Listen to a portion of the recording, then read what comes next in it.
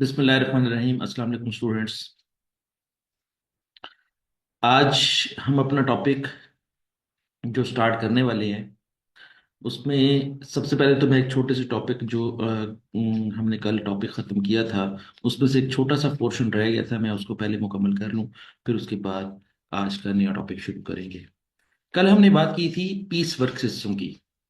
और ये piece work system से क्या मुराद था कि जब कभी भी लेबर को जब उनकी वेजेस अदा की जाती हैं तो उनको पर यूनिट के हिसाब से पेमेंट की जाती है।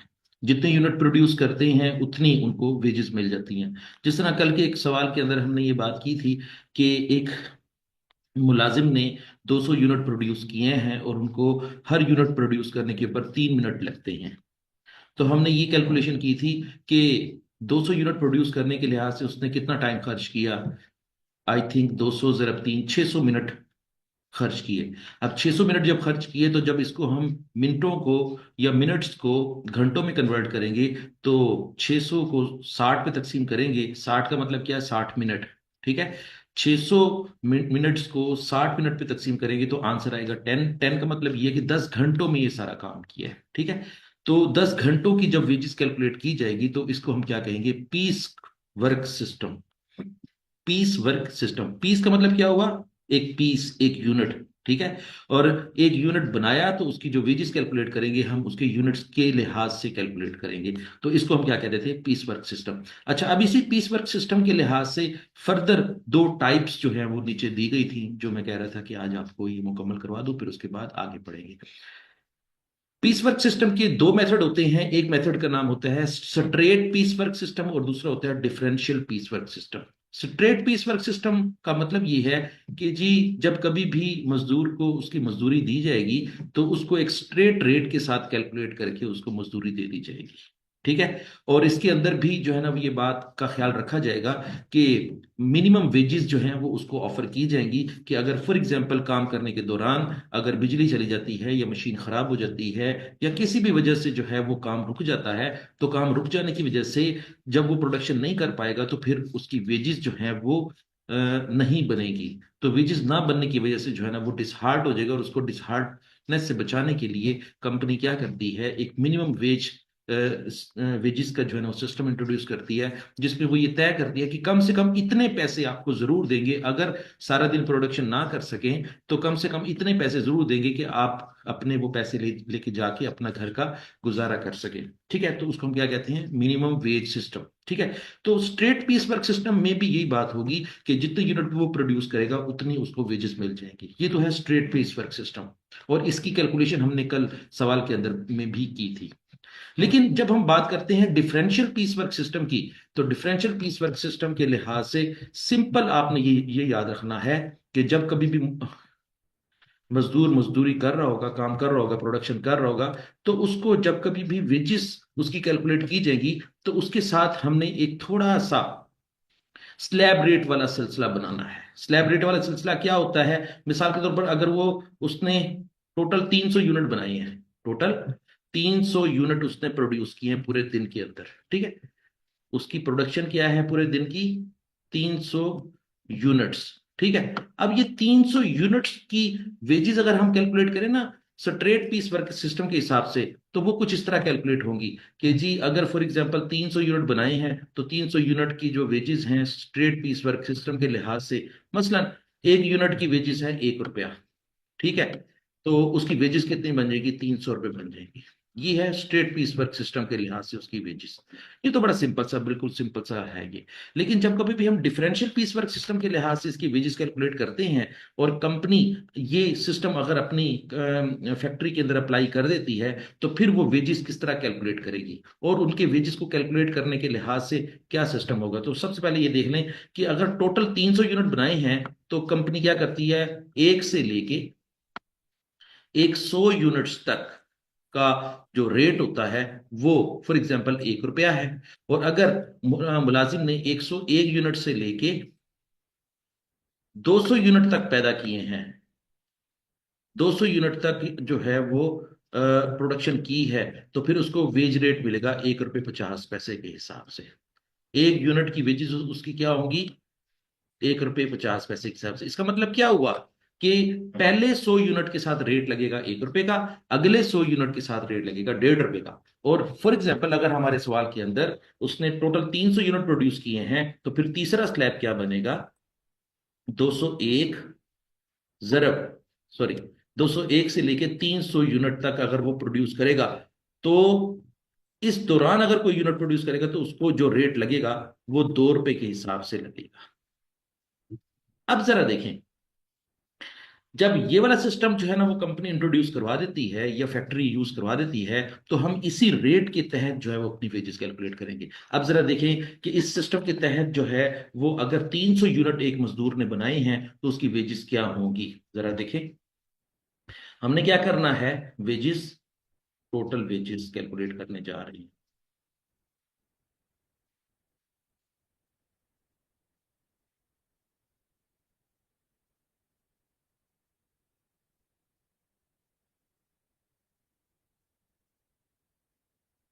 तो पहले 100 यूनिट के लिहाज से रेट लगेगा 100 × 1 रुपया, और पहले 100 यूनिट की बनेगी तनख्वाह उसकी या वेजेस बनेगी 100 रुपया। अगले 100 यूनिट के लिहाज से 100 जरब 1.5 रुपया।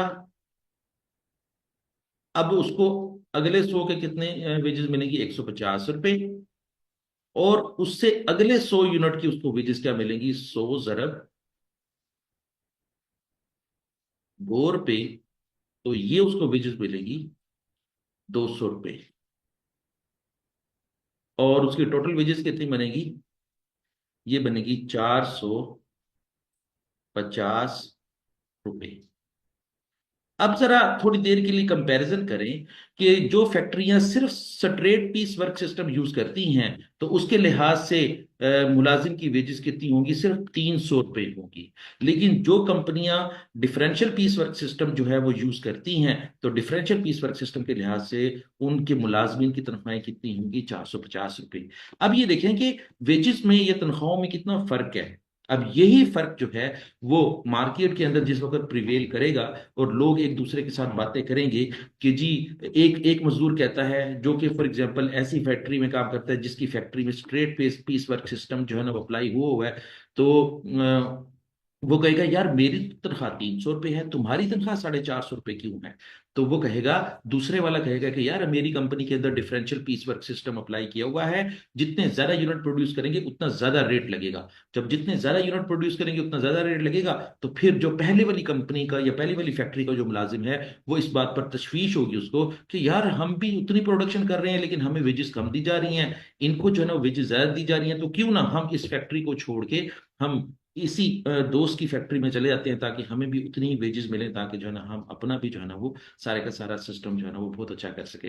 तो यही है एक फर्क स्ट्रेट पीस वर्क सिस्टम का और डिफरेंशियल पीस वर्क सिस्टम का, कि जिसमें ये चीज इंट्रोड्यूस करवाई जा रही होती है कि मुलाजमिन को अप्रिशिएट किया जा रहा होता है, मुलाजमिन को इंसेंटिव दिया जा रहा होता है कि अगर जितनी ज्यादा आप प्रोडक्शन करेंगे तो आपको उतनी ही ज्यादा वेजेस मिलेंगी। लेकिन स्ट्रेट पीस वर्क सिस्टम में किसी किस्म की कोई इंसेंटिव नहीं होता, किसी किस्म का कोई जो है ना वो बेनिफिट नहीं दिया जाता। जो जो जितनी ज्यादा प्रोडक्शन करता है उसको भी उसी तरह ही डील किया जाता है जो कि कम प्रोडक्शन करता है।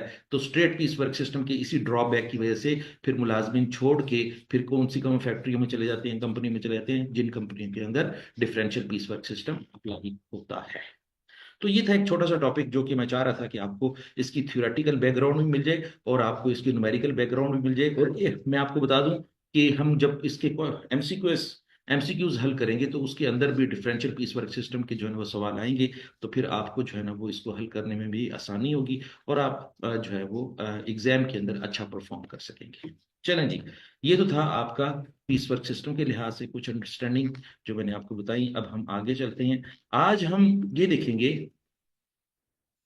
कि हमने बात की थी कि इंसेंटिव जो दिए जा रहा होता है, वो इंसेंटिव मजदूरों को किस तरीके से दिया जा रहा होता है, उनको जो है ना लालच दिया जा रहा होता है, उनको अट्रैक्ट किया जा रहा होता है, इनकरेज किया जा रहा होता है कि आप जितना ज्यादा काम करेंगे आपको उतनी ज्यादा वेजेस मिलेगी। इस लिहाज से आज हमने ये पढ़ना है कि दो किस्म के इंसेंटिव प्लान्स जो है ना वो मार्केट में इंट्रोड्यूस करवाए जाते हैं। एक होता है इंडिविजुअल इंसेंटिव प्लान और एक होता है ग्रुप इंसेंटिव प्लान।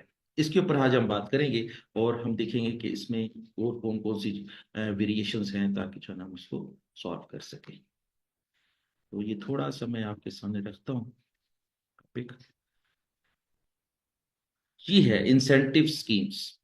यहाँ पर जो बात की गई है वो यही बात की गई है कि दो किस्म के जो है ना वो इंसेंटिव प्लान्स हैं। एक है इंडिविजुअल इंसेंटिव प्लान। इंडिविजुअल से क्या मुराद है कि एक एक मुलाजिम का, हर हर मुलाजिम का अपना इंसेंटिव प्लान होता है। ठीक है। मतलब कि ये है कि अगर अलग अलग हर मुलाजिम की जो है ना तनख्वाह कैलकुलेट की जाए, और अलग अलग मुलाजिम की अगर प्रोडक्शन जो है ना वो ज्यादा है, तो उसको उसके लिहाज से ही उसको इंसेंटिव दिया जाएगा। लेकिन कभी कभी कंपनी क्या करती है, उसकी ऑन दी अदर हैंड ये करती है कि पूरी फैक्ट्री के जितने भी मुलाजमीन हैं उन्होंने मिल के अगर कोई प्रोडक्शन की है और एक टारगेट प्रोडक्शन से ज्यादा प्रोडक्शन की है, तो सब मुलाजमीन को इकट्ठा एक ही दफा बोनस दिया जाता है।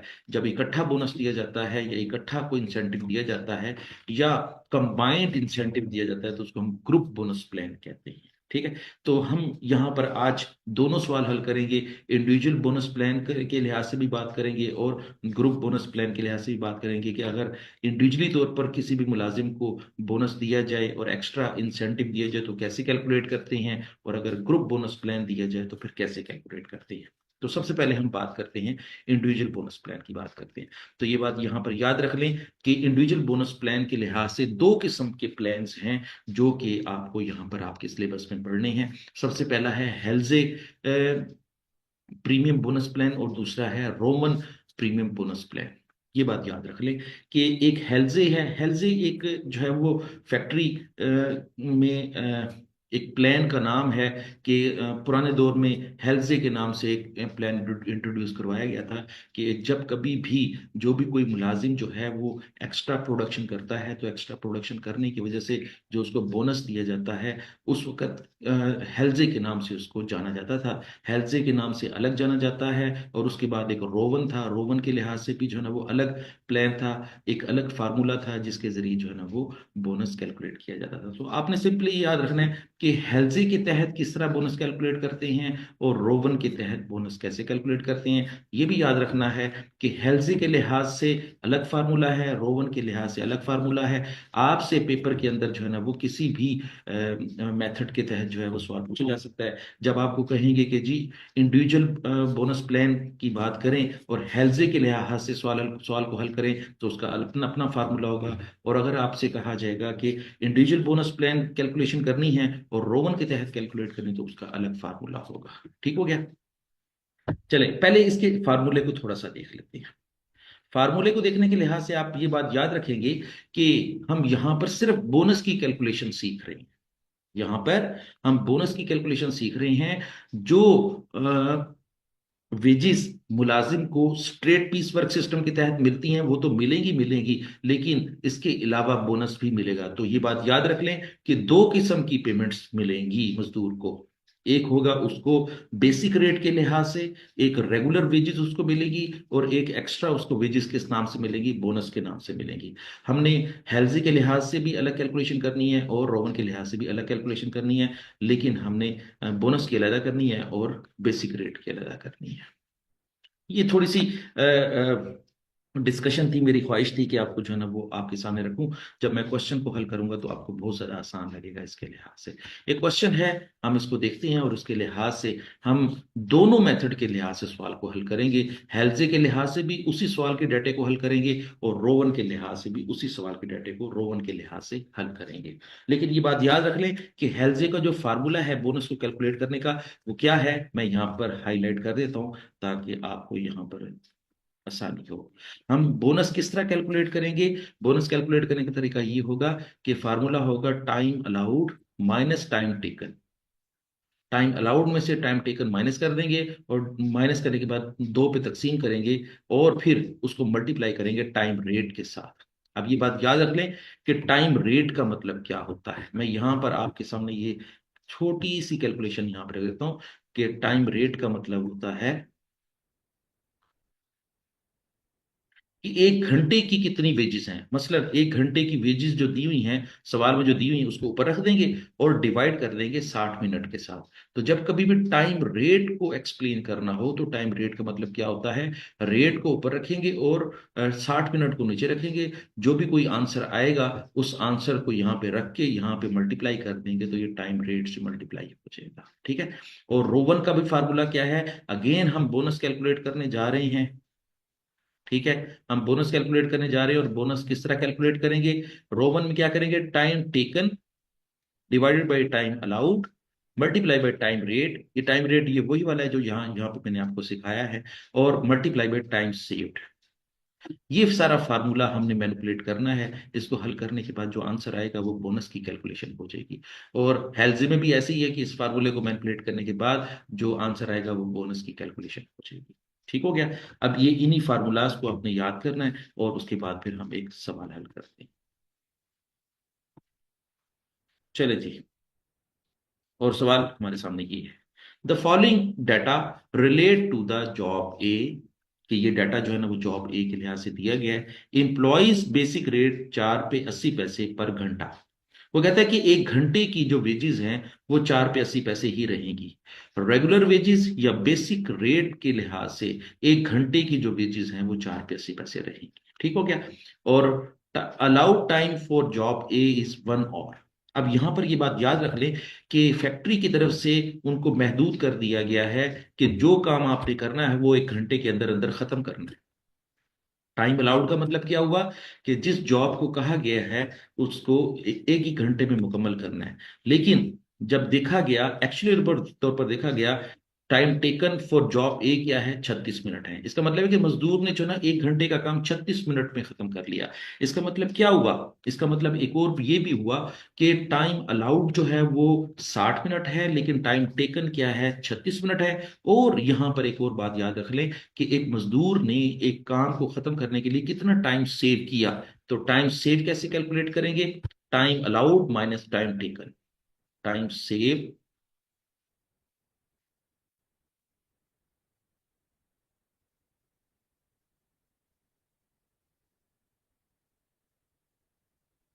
Is equal to time allowed. मैं टी अलाउड लिख रहा हूं ताकि आप ये इसको जल्दी से समझ पाए।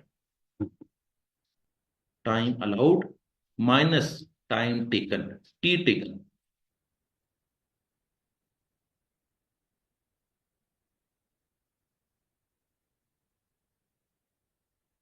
तो फिर टाइम सेव कैसे कैलकुलेट हुआ, 60 मिनट टाइम अलाउड है कि एक काम जो है वो 60 मिनट में मुकम्मल करना है और मजदूर ने कितने मिनट में खत्म कर दिया है, 36 मिनट में मुकम्मल कर दिया। तो उसने कितना टाइम सेव किया, 24 मिनट सेव की। ठीक है। अब हमने क्या करना है कि जहां जहां पर टाइम सेव लिखने की जरूरत है वहां पे हम टाइम सेव लिखेंगे, जहां जहां पे टाइम अलाउड लिखना है वहां पे टाइम अलाउड लिखेंगे, जहां पे टाइम टेकन है वहां पे हम टाइम टेकन लिखेंगे। और इस तरीके से हम हेल्जे के लिहाज से अलग सवाल हल करेंगे और रोवन के लिहाज से सवाल अलग हल करेंगे। तो सबसे पहले मैं आपको हेल्जे की कैलकुलेशन सिखा देता हूं कि हेल्जे की कैलकुलेशन कैसे करेंगे। एक मजदूर है, उस मजदूर ने एक घंटे का काम 36 मिनट में मुकम्मल किया है, तो उसको वेजिस कितनी दी जाएंगी। तो सबसे पहले हेल्जे के लिहाज से कैलकुलेशन देख लीजिए। और हेल्जे के लिहाज से उसने खुद एक टैब भी बनाई हुई है। हमने क्या करना है, यहां पर कैलकुलेशन करनी है रफ अमल में। ठीक है। और हेल्जे प्लान, और ये जो रफ अमल में हम कैलकुलेशन कर रहे हैं इस कैलकुलेशन के जरिए जो जवाब आएगा उसको यहां पर हम पुट ऑन कर देंगे। ठीक है। फिलहाल हम कैलकुलेशन करते हैं हेल्जे के लिहाज से। तो ये देखें हेल्जे के लिहाज से बेसिक वेजेस क्या होंगी, बेसिक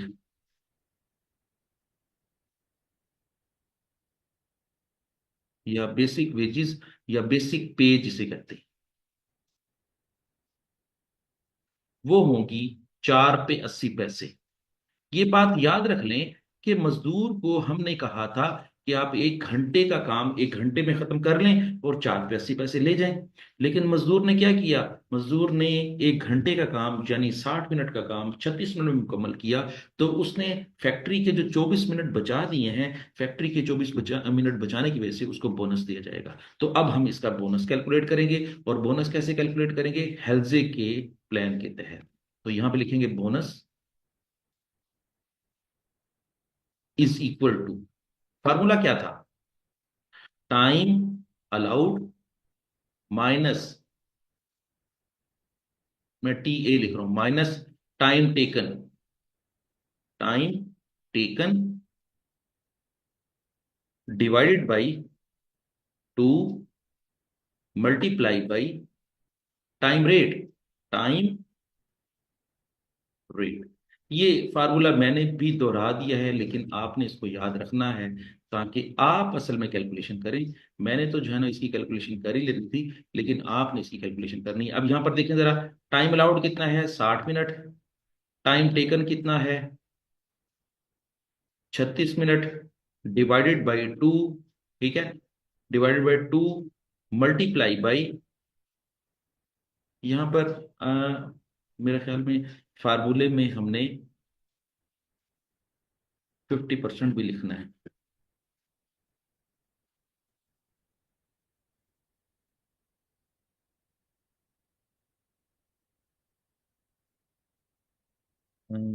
हाँ, ठीक है, चलिए जी। तो यहां पर मल्टीप्लाई करेंगे किससे, टाइम रेट से। और टाइम रेट क्या होगा, टी आर क्या होगा, 4.8 डिवाइडेड बाई 60। अब ये सारी कैलकुलेशन हम कर लेते हैं। 60 में से 36 माइनस किए, बाकी बचे 24। 24 को 2 पे तकसीम किया तो आंसर कितना बचा, 12। ठीक है। और 4.8 को डिवाइड करेंगे 60 के साथ तो आंसर आ जाएगा, यहां पर मैं कैलकुलेटर खोल के इसकी कैलकुलेशन कर देता हूं।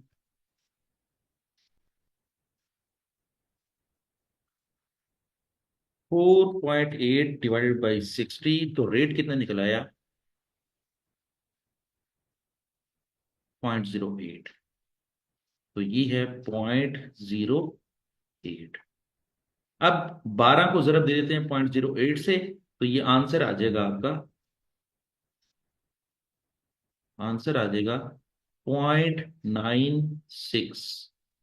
आप भी इसकी कैलकुलेशन एक दफा ट्राई कर लें कि जब बोनस कैलकुलेट करेंगे तो फार्मूला क्या लिखेंगे, time allowed minus time taken divide by 2 multiply by time rate, time rate. अब ये टाइम रेट और ये सारी कैलकुलेशन कैसे करनी है, टाइम अलाउड कितना है 60 मिनट, टाइम टेकन कितना है 36 मिनट, डिवाइड बाई 2 करेंगे, फिर मल्टीप्लाई करेंगे। टाइम रेट की डेफिनेशन हमेशा याद रखनी है कि 1 घंटे के रेट को 1 घंटे के मिनट्स पे डिवाइड कर देना है।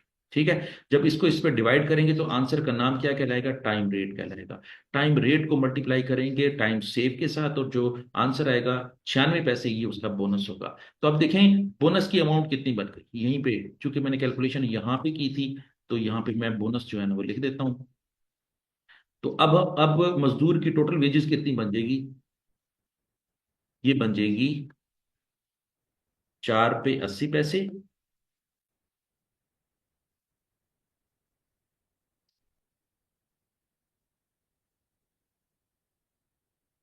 4 पे 80 पैसे जमा 96 पैसे, तो उसकी वेजेस बन जाएगी 5 रुपये 76 पैसे। चलें जी, हमने हेल्जे के लिहाज से क्वेश्चन सारे का सारा सॉल्व कर दिया है। हम हेल्जे के प्लान के तहत या हेल्जे के फार्मूले के तहत मजदूर को कितनी वेजेस देंगे, 5 रुपये 76 पैसे। ये था हेल्जे का प्लान। अब आ जाएं रोवन के फार्मूले के तहत कि अगर रोवन के तहत इसी मजदूर की सैलरी कैलकुलेट करनी पड़ जाए तो कैसे कैलकुलेट करेंगे। अच्छा, मैं आपको ये बात बताता जाऊं कि हेल्जे प्लान और रोवन प्लान जो है वो इकट्ठा एक ही फैक्ट्री में यूज नहीं होगा। ये आपको एज ए स्टूडेंट के तौर पर जो है वो सिखाया जा रहा है कि कुछ फैक्ट्रियां हेल्जे का प्लान यूज कर रही होंगी, कुछ फैक्ट्रियां रोवन का प्लान यूज कर रही होंगी, और दोनों जो हैं वो अलग अलग अपनी फैक्ट्री में ये मेथड यूज कर रही होंगी। तो हम ये एज ए स्टूडेंट के तौर पर ये देखना चाहते हैं कि अगर कोई भी मजदूर जो है वो हेल्जे प्लान वाली कंपनी में काम करता है तो वो कितनी वेजेस ले रहा है, और रोवन प्लान वाली कंपनी में अगर काम कर रहा है तो वो कितनी वेजेस ले रहा है, हम एज ए स्टूडेंट के तौर पर हम दोनों को कैलकुलेट करना सीखेंगे। ठीक है, और फिर जाहिर है पता चल जाएगा कि जब मजदूर आपस में बातें करेंगे तो पता चल जाएगा कि यार मेरे फैक्ट्री के अंदर तो जो है ना वो इतनी वेजेस मुझे मिल रही है, मैं इतने यूनिट बना रहा हूँ, तुम भी इतने यूनिट बना रहे हो, तुम भी इतना टाइम ले रहे हो, मैं भी इतना टाइम ले रहा हूँ, लेकिन तुम्हारी वेजेस जो है ना वो ज्यादा है, मेरी वेजेस कम है। तो फिर इस तरह मजदूर जो है ना आपस में मिलके फिर उस कंपनी को छोड़ देते हैं जिस कंपनी की वेजेस कम होती हैं। तो ये बात याद रख लें कि रोवन के लिहाज से अलग और हेल्थ के लिहाज से अलग फैक्ट्रियां काम कर रही होती हैं। चलें जी, अब हम बात करते हैं रोवन के लिहाज से कि रोवन किस तरह अपनी वेजेस कैलकुलेट करेगा। मैं यहां पर रोवन प्लान लिख देता हूं, रोवन प्लान।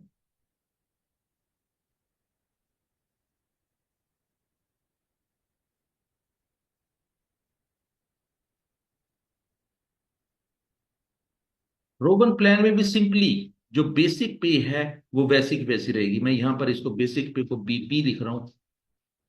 बेसिक पे वो कितनी है, 4 पे 80 पैसे, वो वैसे ही रहेगी।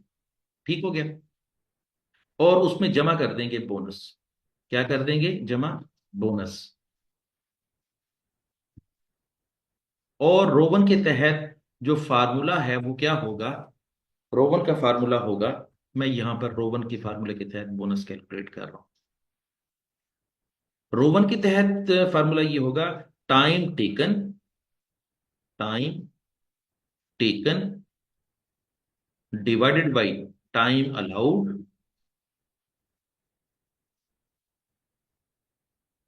Multiply by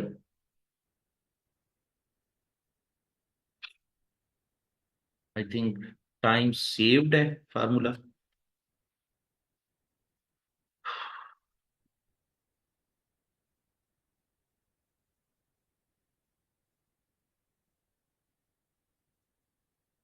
time taken divide by time allowed multiply by time rate multiply by time save. ठीक हो गया, वही बात है। टाइम सेव कितना था, यहां पर मैं लिख देता हूं, time rate, time rate multiply by time save. Time save को मैं टी एस के नाम से लिखता हूं। ठीक है, आप इसको जो है वो चाहे पूरी एब्रीवेशन लिख लें। ठीक है, तो अब देखें जरा, टाइम टेकन कितना है, 36 मिनट। टाइम अलाउड कितना है, 60 मिनट। टाइम रेट क्या है, वही जिस तरह हमने पहले किया, 4.8 divided by 60।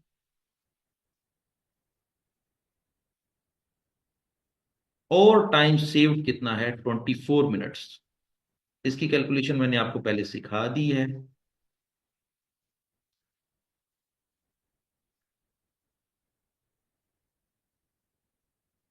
Multiply by time saved, और टाइम सेव्ड कितना है, 24 मिनट। अब ये सारी कैलकुलेशन हम जो है वो कैलकुलेटर पे कर लेते हैं। तो ये क्या होगा,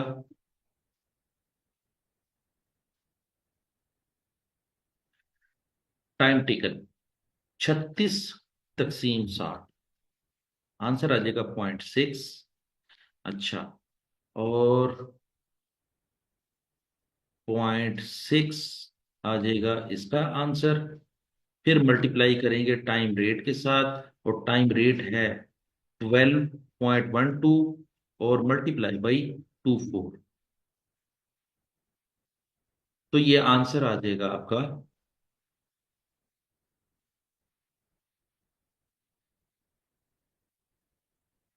0.6 मल्टीप्लाई बाई 0.12 मल्टीप्लाई बाई 24। तो आंसर आ जाएगा 1.723, या 1.73 कह लें, राउंड करके इसे 1.73 कह लें। और अगर इसको हमने लिखना है फॉर एग्जांपल इसी तरह ही लिख लेते हैं तो भी हमारा जो है ना वो क्वेश्चन का आंसर सही होगा। इसका मतलब ये है कि उसको बोनस कितना मिलेगा, 1.728 मिलेगा उसको बोनस। ठीक है। अच्छा, हमें बोनस ही कैलकुलेट करना था, 1.728। अच्छा, ये कैलकुलेशन मैं एक दफा दोबारा देख लूं कि ये कैलकुलेशन जो है वो मैंने कोई ज्यादा खुशफहमी में तो नहीं करती कि 4 पे 80 पैसे तकसीम 60 मिनट, ये ये 0.08 है। ठीक है, इसको जरा देख लें, ये 0.08 है, 0.08। अच्छा जी, अब जरा देखें, 0.08 मल्टीप्लाई बाई 0.6 मल्टीप्लाई बाई 24, तो ये बनता है 1 रुपये 15 पैसे। ठीक है, 1 रुपये 15 पैसे, 1.152, 1.152, और यही हम जो है वो यहां पर भी लिख देते हैं, 1.152।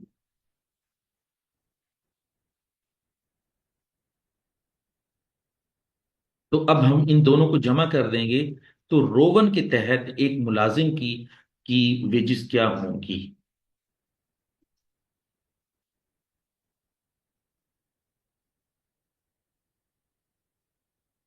जमा 4 रुपये 80 पैसे, तो ये होंगी 5 रुपये 95 पैसे, 5.952। ठीक है, चलें जी, अगर हम इसको मजीद राउंड कर दें तो हमारा आंसर क्या हो जाएगा? 5.95 हो जाएगा। तो ये है आपका आंसर, कि जब कभी भी हम हेल्सी के तहत वेजेस कैलकुलेट करेंगे तो वो वेजेस कितनी बनेगी? अ, आपने यहाँ पर देखा, उसकी वेजेस कितनी बनेगी? 5 रुपये 76 पैसे। और अगर रोवन के तहत वेजेस कैलकुलेट करेंगे तो वो कितनी बनेगी? 5 रुपये 95 पैसे। ये था आपका इंडिविजुअल बोनस प्लान, कि अगर किसी भी एक मजदूर को, उसको एक्स्ट्रा परफॉर्मेंस करने के ऊपर, अच्छी परफॉर्मेंस करने के ऊपर, कंपनी का टाइम सेव करने के ऊपर अगर उसको बोनस दिया जाए, तो रोवन के तहत अलग कैलकुलेट करेंगे और हेल्थ के लिहाज से अलग कैलकुलेट करेंगे। आप इसको देख लें, इसमें अगर कोई इशू हो तो मुझसे डिस्कस कर लें। चलें जी, आगे चलते हैं।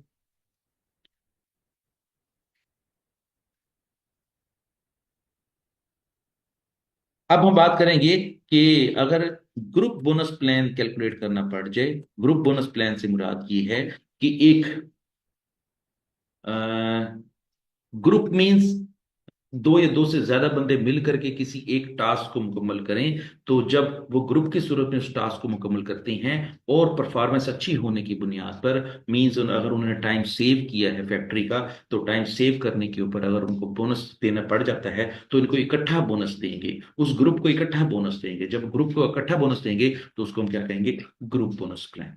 तो चलें, उसकी भी कैलकुलेशन करते हैं, बल्कि एक सवाल मेरे सामने है, टेस्ट अंडरस्टैंडिंग, इसको सॉल्व करते हैं और इसमें हम ग्रुप बोनस प्लान की जो ना वो डिस्कशन करेंगे। तो आ जाए इधर, मैं थोड़ा सा इसको इरेज कर देता हूँ। आप क्वेश्चन को पढ़ें उतनी देर में, मैं फिर आपके साथ मिलता हूँ।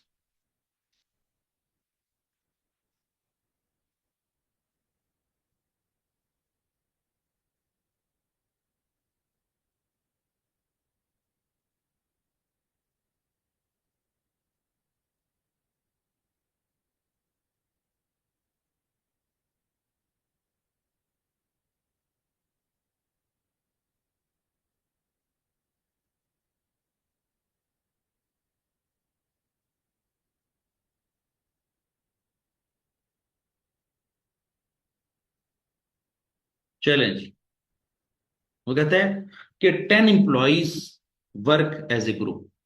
देखा ना, वही बात हो गई ना, कि जब दो या दो से ज्यादा मजदूर मिल करके या मुलाजमीन मिल करके कोई काम करते हैं तो उसको हम क्या कहते हैं? ग्रुप कहते हैं।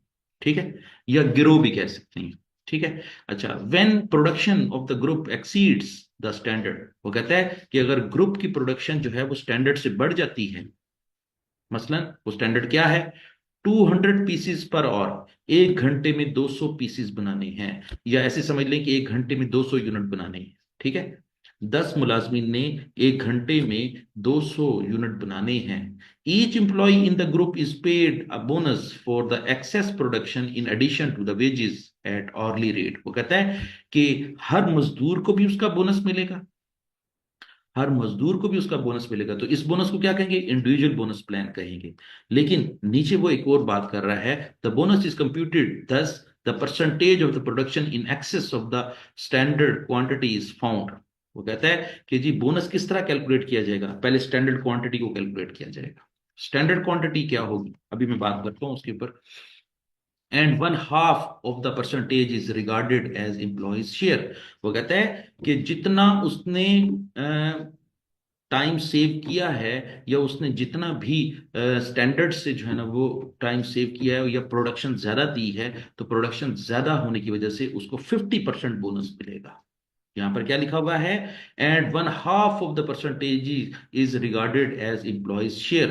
कि उसको, अगर उसने फॉर एग्जांपल उसको कहा गया था कि 200 शेयर बनाने हैं या 200 यूनिट्स बनाने हैं, तो उसने अगर फॉर एग्जांपल उसने 300 यूनिट बना दिए हैं, तो स्टैंडर्ड क्या था? 200 यूनिट का।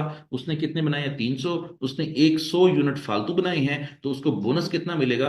100 का 50% कैलकुलेट करेंगे, और 50% कैलकुलेट करने के बाद उसको बोनस दे दिया जाएगा। तो ये इसका मतलब ये हुआ कि उसको आधे पैसे, जितना भी उसने काम किया उसको आधे पैसे बोनस के तौर पर दे दिए जाएंगे। उसको बेसिक पेमेंट तो मिलनी मिलनी है हर सूरत में, लेकिन उसको बोनस उसके अलावा मिलेगा, जिस तरह थोड़ी देर पहले मैंने आपके साथ ये फार्मूला डिस्कस किया है।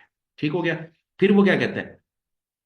Each employee in the group is paid as a bonus this percentage of wage rate is 5.2 per our. वो कहता है कि ग्रुप को भी बोनस मिलेगा, और ग्रुप को बोनस देने के लिहाज से उसने क्या कहा है कि वेज रेट क्या यूज करना है? 5.2 पर आवर यूज करना है। एक घंटे का जो रेट है वो 5.2 जो है ना वो पर आवर बोनस के लिहाज से कैलकुलेट करना है। मैं अभी ये सारी कैलकुलेशंस आपको सिखाता हूँ। There is no relationship between the individual workers hourly rate and the bonus rate. वो कहता है कि देयर इज नो रिलेशनशिप। जो इंडिविजुअल वर्कर का जो आर्ली रेट है और जो बोनस रेट है उसमें कोई रिलेशनशिप नहीं है। मींस कि जो 5 रुपये 20 पैसे है, ये सिर्फ बोनस का रेट है, बोनस का एक घंटे का रेट है। ठीक है? साथ ही वो एक और भी चीज आपको बताएगा, मैं आपको डिस्कस करता हूँ। वो कहता है कि the following is 1 week record, और नीचे जो दिया गया रिकॉर्ड है वो एक हफ्ते का है। जरा देखें, Monday, Tuesday, Wednesday, Thursday, Friday, Saturday, ये उन्होंने 6 दिन का डाटा दिया हुआ है। 6 दिन के डाटे को उसने एक वीक कहा है। और हर रोज जो है वो 10 लोगों ने मिलके प्रोडक्शन की है। मंडे के अंदर 10 लोगों की प्रोडक्शन कितनी है? 90 यूनिट। ट्यूसडे में 10 लोगों की प्रोडक्शन कितनी है? 88, 90, 84, 88, 40। और सुन लें कि पूरे एक हफ्ते के अंदर 10 लोगों ने कितनी प्रोडक्शन दी है, या कितने घंटे काम किया है? 480 घंटे काम किया है। सॉरी, मैंने यहाँ पर 90, 88 के बारे में कहा है, ये सारों के बारे में कहा है कि इतने यूनिट प्रोड्यूस किए, नहीं, उनने इतने घंटे काम किया है। सबने मिला के इतना घंटे काम किया। और सुने, मंडे वाले दिन उन्होंने 90 घंटे काम किए और 24,500 यूनिट प्रोड्यूस किए। ट्यूसडे में 88 घंटे काम किए और 20,600 यूनिट प्रोड्यूस किए, एंड सो ऑन। जरा इनके नेट रिजल्ट की तरफ जाएं तो 6 दिन के अंदर 10 मजदूरों ने 480 घंटे काम किया है, और एक्चुअल प्रोडक्शन कितनी दी है? 1,20,000 यूनिट प्रोड्यूस करके दी है। उन्होंने एक्चुअल प्रोडक्शन कितनी दी है? 1,20,000 यूनिट प्रोड्यूस करके दी है। यहीं पे रुके। ये तो है 1,20,000 पे उनकी एक्चुअल प्रोडक्शन। अब हम जरा देखते हैं कि स्टैंडर्ड प्रोडक्शन क्या है। स्टैंडर्ड प्रोडक्शन कैलकुलेट करने का बड़ा सिंपल सा फार्मूला है, मैं आपके सामने रखता हूं कि स्टैंडर्ड प्रोडक्शन, स्टैंडर्ड, एसटीडी में लिख रहा हूं, स्टैंडर्ड प्रोडक्शन मींस कि 10 लोगों की इकट्ठी प्रोडक्शन कितनी होनी चाहिए थी। How much unit must be produced by the group of 10 person. कितने? 10 लोगों ने कितनी प्रोडक्शन देनी चाहिए थी? 200 यूनिट एक घंटे में पैदा करने चाहिए थे। ठीक है? तो उन्होंने कितने घंटे काम किया? 480 घंटे काम किया। ठीक है? तो हम 200 को मल्टीप्लाई करेंगे 480 से, तो ये आंसर आ जाएगा 96,000 यूनिट। 96,000 यूनिट। ये थी स्टैंडर्ड प्रोडक्शन, इतने यूनिट प्रोड्यूस करने चाहिए थे। अब जरा सोचें कि फैक्ट्री ने कहा है कि आपने एक घंटे में 200 यूनिट प्रोड्यूस करने हैं, और अगर 480 घंटे काम किया है, तो 480 घंटों में कितने यूनिट प्रोड्यूस करने चाहिए थे? 96,000 घंटे, सॉरी, 96,000 यूनिट प्रोड्यूस करने चाहिए थे। एक्चुअली तौर पर उन्होंने कितने यूनिट प्रोड्यूस किए? 1,20,000 यूनिट प्रोड्यूस किए हैं। अब जरा कैलकुलेट करें एक्सेस प्रोडक्शन क्या है। यहां पर लिखते हैं एक्सेस प्रोडक्शन। एक्सेस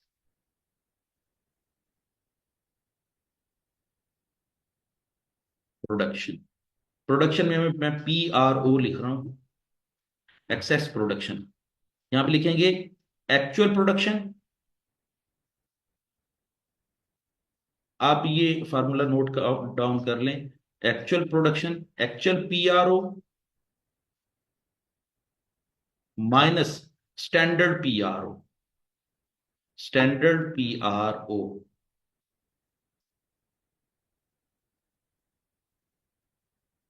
एक्चुअल कितनी है? 1,20,000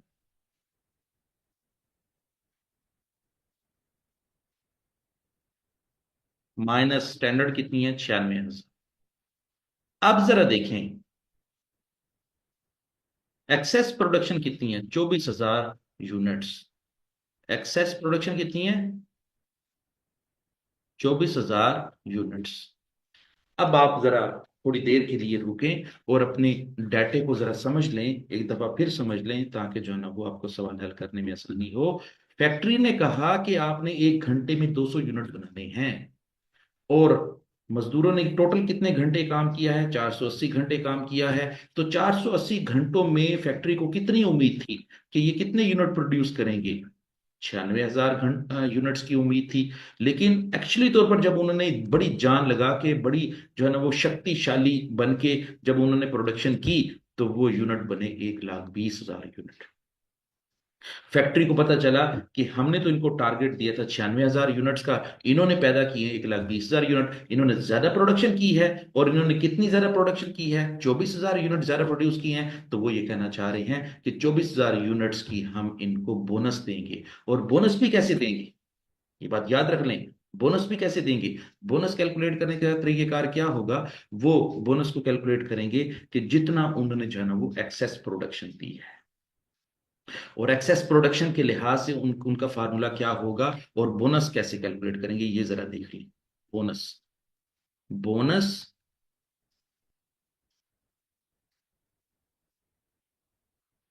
इज इक्वल टू, मैं फार्मूला लगा रहा हूं आपके सामने, एक्सेस प्रोडक्शन, एक्सेस प्रोडक्शन, मैं ई से एक्सेस लिख रहा हूं और PRO लिख रहा हूं। Excess production divided by standard production. ये फार्मूला आप भी नोट डाउन कर लें। Standard production multiply by 50%,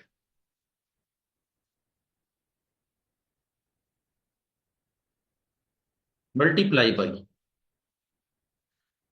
5.2। Bonus का रेट क्या दिया हुआ है सवाल में? 5.2, 1 घंटे का। ठीक है। अब आपने क्या करना है, एक्सेस प्रोडक्शन कितनी है? 24,000। 24,000 को डिवाइड करना है आपने स्टैंडर्ड प्रोडक्शन से। स्टैंडर्ड प्रोडक्शन कितनी है? 96,000।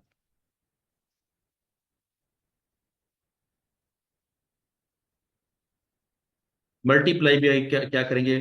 50% या 0.5। और मल्टीप्लाई क्या करेंगे? जो ऊपर रेट लिखा हुआ है, 5 रुपए 20 पैसे। अच्छा, ये बात मैं आपको क्लियर करता जाता हूं। मैंने पहले भी बताया है कि बोनस के लिहाज से उन्होंने अलग रेट इंट्रोड्यूस करवाया। उन्होंने कहा है कि बोनस के लिहाज से 5 रुपए 20 पैसे 1 घंटे का बोनस है। लेकिन जब उन्होंने कहा कि जी 5 रुपए 20 पैसे 1 घंटे का बोनस है, तो हम देखते हैं कि उनका बोनस कितना बनता है। तो उसके कैलकुलेशन के लिहाज से अब हम देखते हैं कि 24,000 तकसीम 96,000 ज़रब 0.5 ज़रब 5.2, तो उनको बोनस कितना मिलेगा? 1 घंटे का बोनस कितना मिलेगा? ये जरा थोड़ी सी वर्किंग करते हैं। 24,000 तकसीम 96,000 ज़रब 0.5 ज़रब 5.2, 1 घंटे का उनको कितना बोनस मिलेगा? जितना उन्होंने एक्स्ट्रा काम किया है, उनको 1 घंटे का बोनस कितना मिलेगा? 65 पैसे बोनस मिलेगा। 0.65, 0.65 पर ऑवर, पर ऑवर। ये है बोनस। हमने ये बोनस कैलकुलेट कर लिया कि हर मजदूर को 1 घंटे का कितना बोनस मिलेगा, 65 पैसे बोनस मिलेगा। ये हमारे पहले क्वेश्चन का जवाब भी आ गया। उसने पहला सवाल भी यही पूछा था, मैं आपके सामने रखता हूं। उसने कहा है कि the bonus rate for the week was, पहला क्वेश्चन क्या पूछा हुआ है, the bonus rate for the week was, एक हफ्ते का 1 घंटे का बोनस कितना है। ये मैं यहाँ पे लिख देता हूँ, 0.65 पर ऑफ, पर off। ये आंसर। अच्छा, इस आंसर के लिए कैलकुलेशन ये वाली है, आप ये बात याद रख लें कि ये जो पहला सवाल है उसकी कैलकुलेशन क्या है, ये वाली। ठीक हो गया। अब देखें, मुझे एक बात सोच करके बताएं कि अगर 1 घंटे का बोनस जो है वो 65 पैसे है, तो अगर टोटल बोनस कैलकुलेट करना पड़ गया, तो टोटल बोनस कैसे कैलकुलेट करेंगे। उन्होंने कितने घंटे काम किया, 480 घंटे काम किया है। तो 480 घंटों का, सारे के सारे घंटों का बोनस कितना बनेगा, वो इस तरह कैलकुलेट करेंगे। ये होगा 480 घंटे, यहां पर लिख लेंगे, आप फार्मूला खुद ही बना लें, टोटल ऑर्स मल्टीप्लाई बाई बोनस पर ऑर, बोनस पर ऑर। तो ये टोटल कितना बोनस बन जाएगा, $312 बन जाएगा। ठीक है, $312 बन जाएगा। आप इसकी वर्किंग कर ले कि अगर हम इसकी बोनस की कैलकुलेशन करें, टोटल बोनस की कैलकुलेशन करें, तो जितने भी घंटे काम किया है सारे घंटों का बोनस बनेगा। क्योंकि ये ग्रुप बोनस प्लान है, और ये ग्रुप बोनस प्लान जो है ना पूरे के पूरे 10 के 10 मजदूरों को मिलेगा। टोटल उनको कितने पैसे मिलेंगे, ₹312 मिलेंगे। और उसकी कैलकुलेशन कैसे करनी है, 480 जरा 0.65, तो ये बोनस बन जाएगा ₹312। ये है टोटल बोनस। ठीक हो गया। और आप क्वेश्चन नंबर थ्री के लिहाज से पहले मैं आपको एक लाइन पढ़ाता हूं, फिर मैं आपको क्वेश्चन नंबर 3 हल करूंगा। ये जो क्वेश्चन नंबर 3 है, ये जो क्वेश्चन नंबर 3 है, इसको हल करने से पहले और इसको पढ़ने से पहले एक लाइन मैंने आपको पढ़वानी है। वो ये लाइन है। इस लाइन में क्या लिखा हुआ है, ड्यूरिंग दिस वीक, इस हफ्ते में Jones work 42 hours and was paid 3 per our basic. वो कहते हैं कि उन सब 10 लोगों में से एक बंदा था जॉन्स। उस जॉन्स ने खुद 480 घंटों में से सिर्फ 42 घंटे काम किया है। वो कहता है कि अगर उसने 42 घंटे काम किया तो उसकी वेजिस क्या बनेगी। तो उसकी वेजिस कैलकुलेट करने का बड़ा आसान सा फार्मूला है, और वो फार्मूला क्या है, वो ये है कि उसने कितने घंटे काम किया, 42 घंटे काम किया। ठीक है, 42 घंटों के लिहाज से उसको 1 घंटे के कितने पैसे मिलेंगे, ₹3 मिलेंगे। हम क्या करेंगे, 42 × 3 करेंगे, वो बन जाएगा, और 42 × 42 0.65, क्योंकि हर मजदूर को 65 पैसे इंडिविजुअली तौर पर भी मिलेंगे, और हर मजदूर को उसके काम करने की वजह से हर घंटे के उसको ₹3 भी मिलेंगे। ₹3 तो ये वो हैं जो कि उसको आम रूटीन में मिलते ही हैं काम करने की वजह से, लेकिन 65 पैसे इसलिए मिलेंगे क्योंकि उनके ग्रुप ने जो है ना वो एक टास्क मुकम्मल किया है और टाइम से पहले मुकम्मल कर दिया है। या ऐसे समझ लें कि एक टास्क मुकम्मल किया है जिसमें उसमें कहा गया था कि आपने 96,000 यूनिट प्रोड्यूस करनी है, और उन्होंने जो है ना 1,20,000 यूनिट प्रोड्यूस करती हैं। तो 1,20,000 यूनिट प्रोड्यूस करते, उनकी सबकी एफर्ट्स मिला के की थी, सबकी एफर्ट्स मिला के जब की, तो सबको भी बोनस मिला। तो हर बंदे को बोनस भी मिलेगा, और हर बंदे को 1 घंटे का बोनस कितना मिलेगा, 65 पैसे। लेकिन हर बंदे को जितने घंटे उसने काम किए हैं, ₹3 के हिसाब से वेजेस जो है वो अलग कैलकुलेट होंगी। अच्छा, यहां पर मैं आपको एक और भी लाइन पढ़वाना चाहता हूं ताकि आपको जो है ना ये एक और भी चीज समझ आ जाए। उसने कहा था सवाल के अंदर, यहां पर देखें, there is no relationship between the individual worker hourly rate, कि एक मजदूर का जो ऑरली रेट है उसमें वो क्या क्या कहना चाह रहा है, there is no relationship between hourly rate and the bonus rate. उसके बोनस रेट में और ऑरली रेट में कोई रिलेशनशिप नहीं आपस में। और वो बिल्कुल साबित भी कर रहा है कि बोनस का रेट 1 घंटे का 5 रुपये 20 पैसे है, और ऑर्डी रेट कितना है 1 घंटे का 3 रुपये है। तो इसलिए वो बताना चाह रहा था कि आपका ये जो है कैलकुलेशन, वो आपने इसको अलग अलग रखनी है। तो अब आप जो है वो इसको मल्टीप्लाई करें। यहाँ पर क्या बनता है, 42 घंटों का 3 रुपये के हिसाब से कितना बनता है, 42 × 3, 126 रुपये। और 42 × 65 पैसे, 27 रुपये 3 पैसे। ये हो जाएगा 126 रुपये।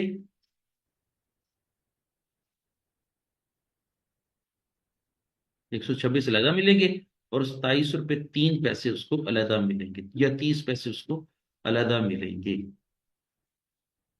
तो टोटल जॉन्स की वेजेस कितनी बन जाएंगी, ये देख लें।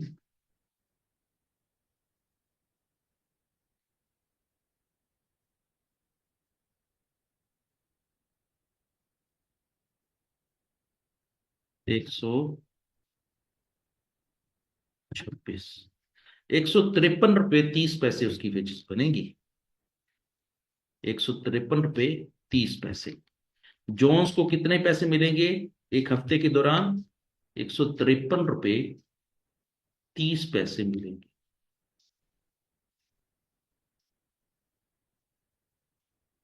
तो ये हैं सिर्फ जोन्स की वेजेस, कि जोन्स ने एक हफ्ते में कितने कमाए। चलें जी, ये वाली कैलकुलेशंस भी देख लें और ये वाला सवाल भी देख लें। ये वाला सवाल आपने कम से कम जो है वो 2 दफा करना है, ताकि जो है ना वो आपको इसकी अंडरस्टैंडिंग मुकम्मल हो जाए। मैंने आपको इसको बारीकी के लिहाज से जो है ना वो समझाने की कोशिश की है। आपको एक एक लाइन जो है ना वो पढ़ा के फिर मैंने समझाने की कोशिश की है। फिर भी अगर आपको कोई इशू होता है तो आप मुझसे डिस्कस कर लेंगे। चलें जी, आगे चलते हैं। मैं इसको रेस कर रहा हूँ।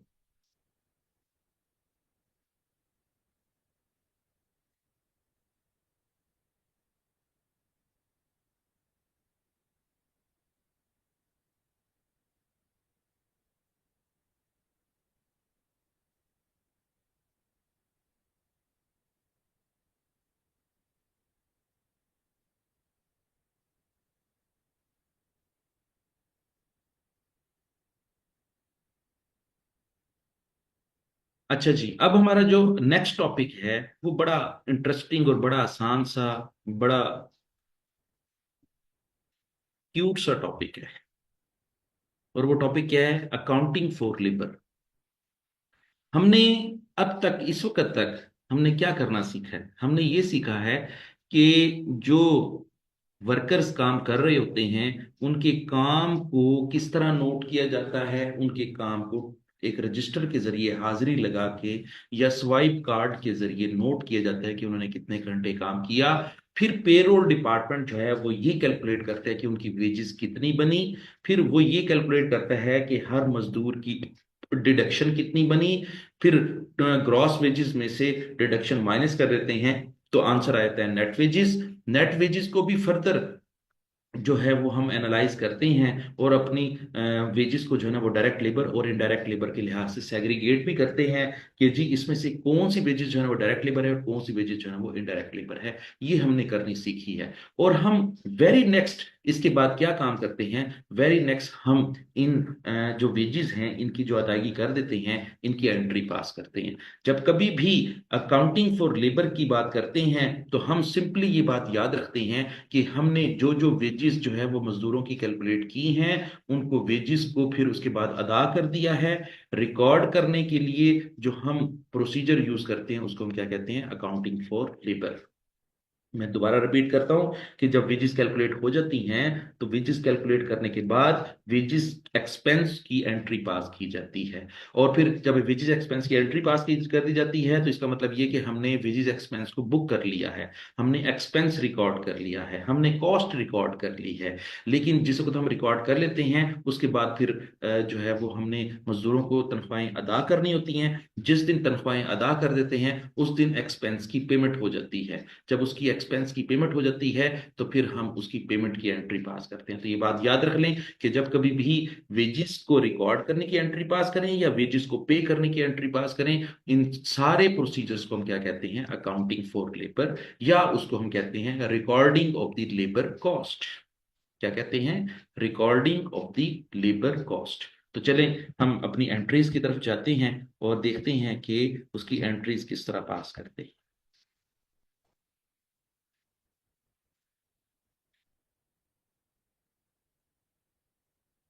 तो चलें, ये टॉपिक है हमारा अकाउंटिंग फॉर लेबर कॉस्ट। मैंने आपको इंट्रोडक्शन तो दे दी है, अब हम डायरेक्ट एक सवाल की तरफ जाते हैं। और सवाल को करने से पहले थोड़ी सी जानकारी मजीद ले लेते हैं कि एंट्रीज पास करने के लिहाज से वो एंट्रीज क्या होंगी। तो बड़ी सिंपल सी एंट्रीज हैं, 3 एंट्रीज हैं सिर्फ। आपने सिर्फ 3 एंट्रीज याद रखनी है और आपका ये अकाउंटिंग फॉर लेबर कॉस्ट का जो टॉपिक है ये मुकम्मल हो जाएगा। तो चलिए लिखते हैं सबसे पहली एंट्री।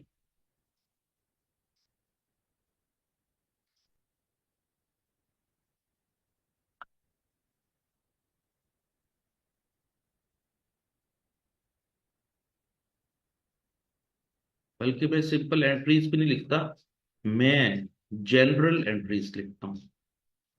जनरल जर्नल एंट्रीज मैं लफ्ज लिखता हूं, ठीक है। तो उसमें सबसे पहली एंट्री किस चीज की होगी? सबसे पहली एंट्री होगी डायरेक्ट लेबर कॉस्ट की एंट्री होगी। डायरेक्ट लेबर कॉस्ट की एंट्री पास। ये डायरेक्ट लेबर कॉस्ट क्या होती है? हमने पिछले सेशन में ही ये डिस्टिंक्शन की है कि जब कभी भी इंप्लॉइज को या मजदूर को या वर्कर को हम बेसिक पे अदा करते हैं तो बेसिक पे को हम डायरेक्ट लेबर कॉस्ट कहते हैं। जब बेसिक पे अदा करेंगे तो वो डायरेक्ट लेबर कॉस्ट बनेगी, और डायरेक्ट लेबर कॉस्ट जब बनेगी तो उसकी एंट्री क्या पास करेंगे? तो सुन लें, उसकी एंट्री क्या होगी? Work in process debit, work in process debit और लेबर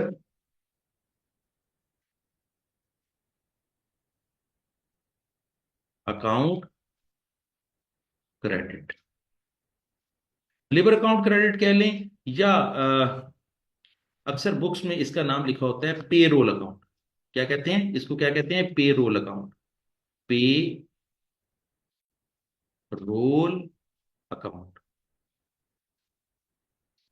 तो मैं बड़ा इसी किताब के कॉन्टेक्स्ट में मैं आपको समझा देता हूँ। वैसे तो मैंने जो है ना वो ज्यादा बुक्स का जो है ना वो ज्यादा रेफरेंस नहीं देना आपको। इसी बुक में से ही जो है ना वो जो चीजें जो है ना वो सिलेबस कवर करती हैं, इसी में से ही आपको पढ़ाना है। तो आपने क्या करना है? लेबर अकाउंट को क्रेडिट कर देना है। अब लेबर अकाउंट को क्रेडिट करने का मतलब भी सुन लें। मैं यहाँ पर इसको लेबर अकाउंट को क्रेडिट कर रहा हूँ और वर्क इन प्रोसेस को क्या कर रहा हूँ? डेबिट कर रहा हूँ। सुन लें, वर्क इन प्रोसेस को डेबिट क्यों किया है? जिस वक्त भी हम कोई भी चीज प्रोड्यूस कर रहे होते हैं तो जैसे जैसे कॉस्ट इनकर होती जाती है हमने उसकी कॉस्ट को डेबिट करते जाएंगे। कॉस्ट को डेबिट करने का मतलब ये है कि हम कॉस्ट को बुक करते जाएंगे और कॉस्ट को डेबिट करते जाएंगे। और बड़ा सिंपल सा कॉन्सेप्ट ये है कि जब कभी भी कॉस्ट में इजाफा होता है तो कॉस्ट डेबिट हो जाती है। तो लिहाजा जब कॉस्ट में इजाफा होगा तो वर्क इन प्रोसेस में इजाफा होगा। वर्क इन प्रोसेस का मतलब ये है कि अभी तक खर्चे हो रहे हैं, अभी पैसे खर्च हो रहे हैं। जब जैसे जैसे पैसे खर्च होते जाएंगे हम वर्क इन प्रोसेस को डेबिट कर दिया जाएंगे। और लेबर अकाउंट को क्रेडिट क्यों करेंगे? लेबर अकाउंट क्रेडिट करने का मतलब ये है कि हमने उसको एज ए लाइबिलिटी रिकॉर्ड किया है, एज ए लाइबिलिटी रिकॉर्ड किया है। ये बात सबसे पहले आपने याद रखनी है कि लेबर अकाउंट को क्रेडिट करने का मतलब ये है कि हमने लाइबिलिटी बनाया है।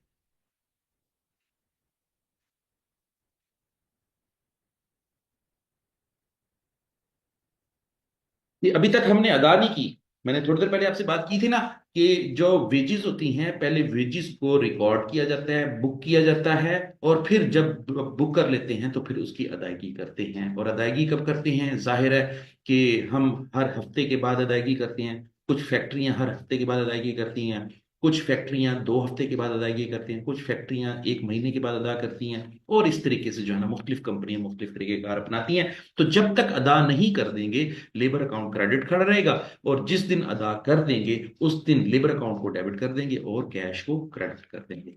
तो एंट्री क्या बनेगी, दूसरी एंट्री क्या बनेगी, labour account debit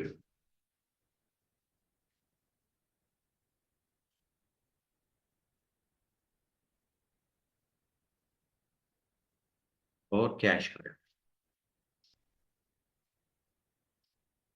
cash account credit. और इस एंट्री को पास करने का मतलब ये है कि हमने अपनी लायबिलिटी डिस्चार्ज कर दी है, हमने अपनी लायबिलिटी पे ऑफ कर दी है, और इस तरह ये हमारी एंट्री पास हो जाएगी। अब सुनने, एंट्री नंबर 3, जब हम तीसरी एंट्री पास करेंगे तो वो किस चीज की पास करेंगे, इनडायरेक्ट लेबर कॉस्ट की।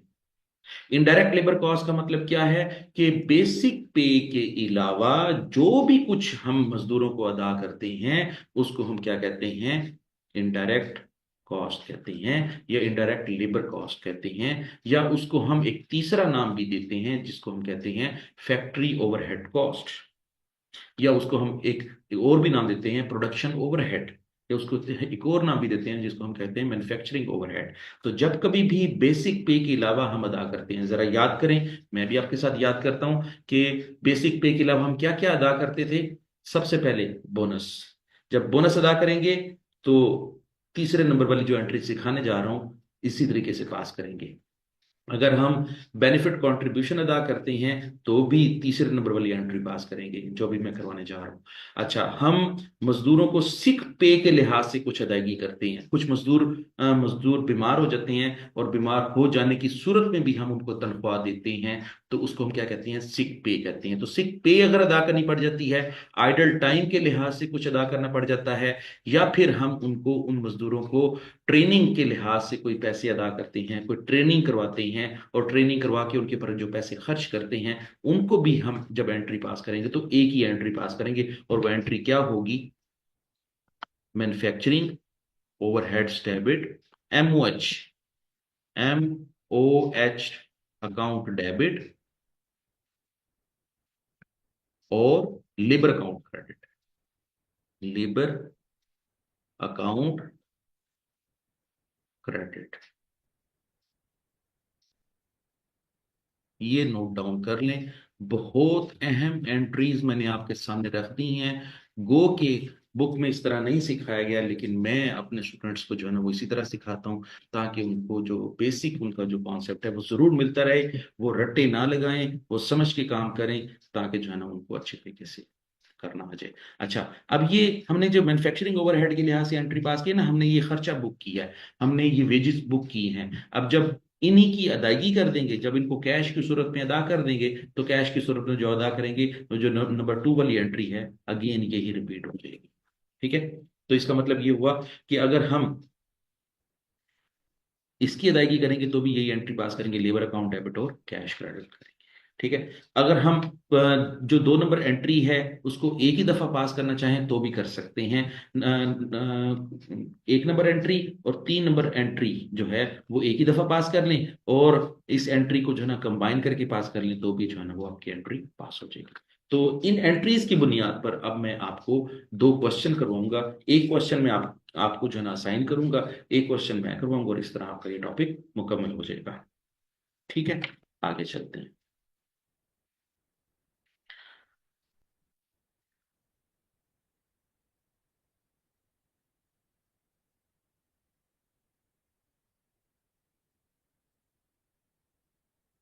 चले जी, देख भी लें आप।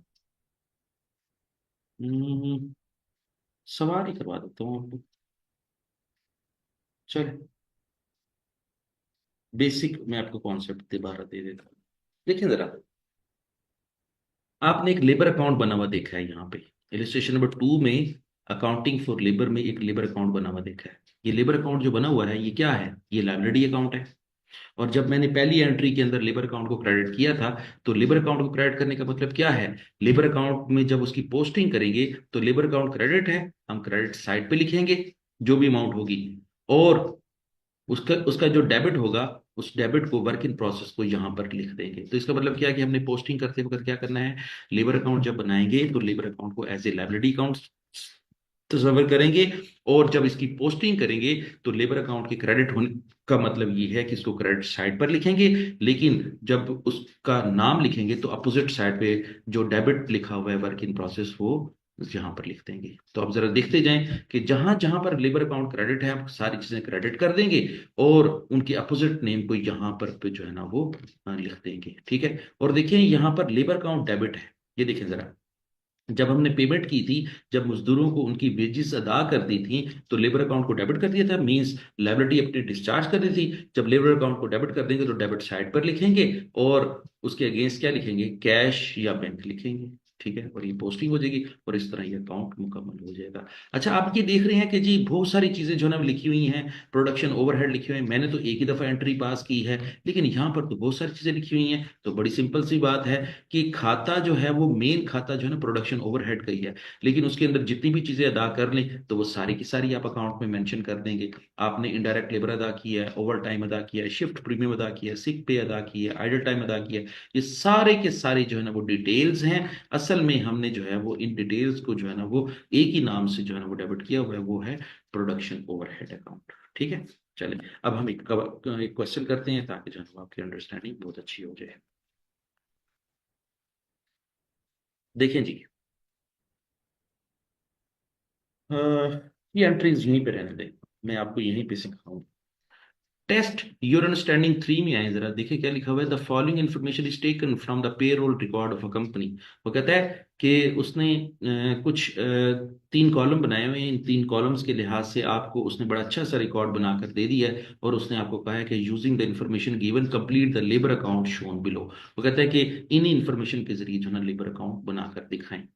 तो जरा सुने कि एक कॉलम है डायरेक्ट वर्कर्स का, एक कॉलम है इनडायरेक्ट वर्कर्स का, और एक है टोटल का कॉलम। ठीक है, टोटल कॉलम कैसे है, 43,000 जमा 17,000 60,000, 10,000 जमा 4500 14,500, और इस तरह हर हर जो है ना वो रो का उसने टोटल किया हुआ है। ठीक है, अब आपने समझना कैसे है, जरा 1 मिनट के लिए ये जरा देखें। हमारे पास ये एक 43,000 और एक 10,000 पे दिए हुए हैं। ये दोनों, इसके सामने क्या लिखा हुआ है, बेसिक पे फॉर द बेसिक कॉर्स और over time for the basic पे। इसका मतलब ये हुआ कि हमने ये दोनों के दोनों बेसिक पे अदा किए हैं। 43,000 भी बेसिक पे है और 10,000 भी बेसिक पे है। तो मैंने आपके सामने क्या बात रखी थी कि जब कभी भी बेसिक पे अदा की जा रही होती है तो एंट्री क्या पास करते हैं, वर्क इन प्रोसेस डेबिट करते हैं और लेबर अकाउंट क्रेडिट करते हैं। तो यहाँ पर जरा, यहाँ पर मैं आपको लिख कर दिखा देता हूँ, फिर इसकी पोस्टिंग करना सिखाऊंगा। तो ये क्या बन जाएगा, 53,000 पे क्या डेबिट करेंगे, वर्क इन प्रोसेस को डेबिट करेंगे और लेबर अकाउंट को क्रेडिट करेंगे 53,000 रुपये से। यहां तक बताएं, समझ आ रही है?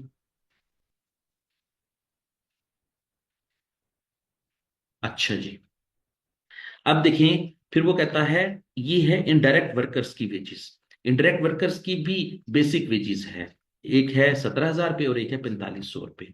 ये जो दोनों उन्होंने इनडायरेक्ट वर्कर्स को अदा की हैं, ये भी हम एंट्री क्या पास करेंगे, यहाँ पर जो 3 नंबर एंट्री पास की हुई है ये बिल्कुल यही एंट्री पास करेंगे और क्या बनेगी, 17,000 जमा 4500।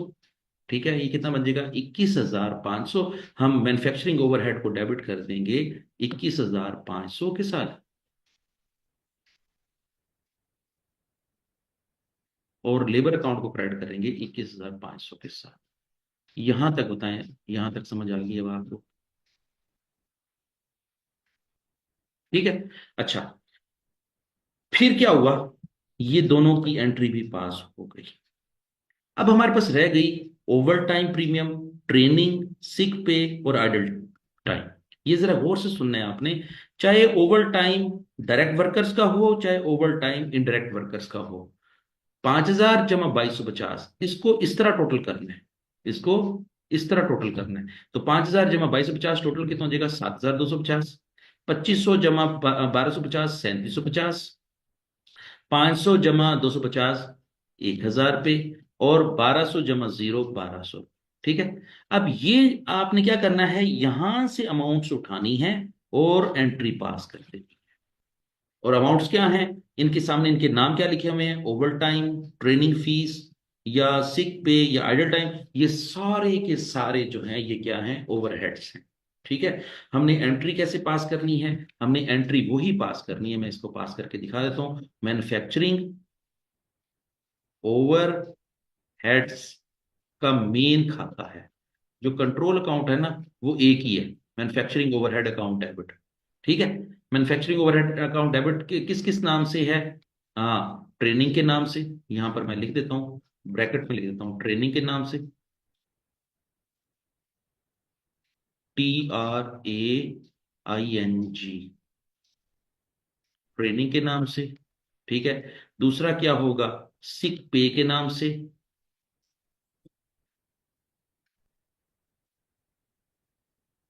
फिर क्या हुआ? Over time. हाँ, मैंने ओवर टाइम, चलो वो नीचे लिख देता हूँ, ओवर टाइम, OT, OT, और idle time, IT, idle time. अब देखिए जरा, मैन्युफैक्चरिंग ओवरहेड है मेन अकाउंट, ये तो डेबिट होगा ही होगा। लेकिन इसकी इनकी वजह से सब्सिडरी अकाउंट कौन से डेबिट हो रहे हैं? ठीक है, ट्रेनिंग के कितने पैसे हैं? 3750 रुपये, ये डेबिट हो जाएगा।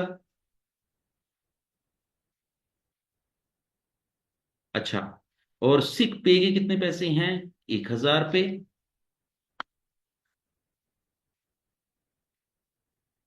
ठीक है, ये थोड़ा सा ऊपर नीचे हो गया है, आपने इसको इसी तरीके से समझना है। ठीक है, फिर ओवर टाइम के लिहाज से कितनी अमाउंट है? 7250 रुपये, 7250 रुपये। ठीक है, और आखिर में क्या है? आइडल टाइम कितना है? 1200 रुपये। ठीक है। अब जरा देखें, ये बनता है आपका 3750 जमा 1047 50, 47, और ये 54 250, 54 250,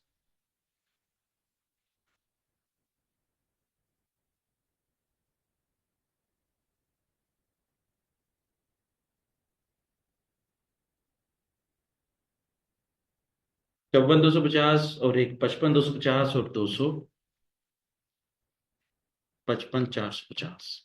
और क्रेडिट क्या करना है? लेबर अकाउंट क्रेडिट करना है, लेबर अकाउंट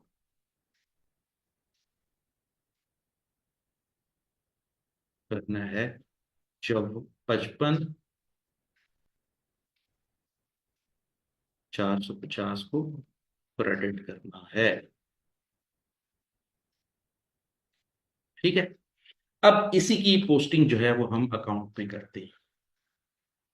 इसका मतलब है कि लेबर अकाउंट में एक 55 2 450 जाएगा, और एक लेबर अकाउंट में ये क्रेडिट होगा, ये क्रेडिट होगा 53,000। ठीक है।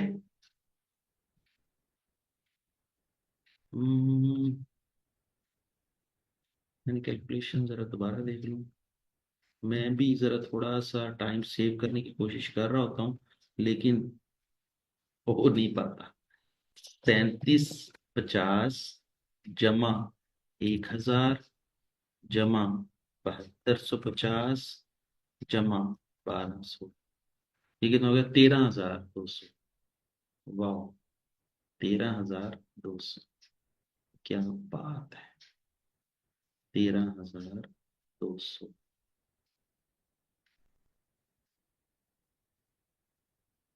लेबर अकाउंट को कितने से क्रेडिट करेंगे?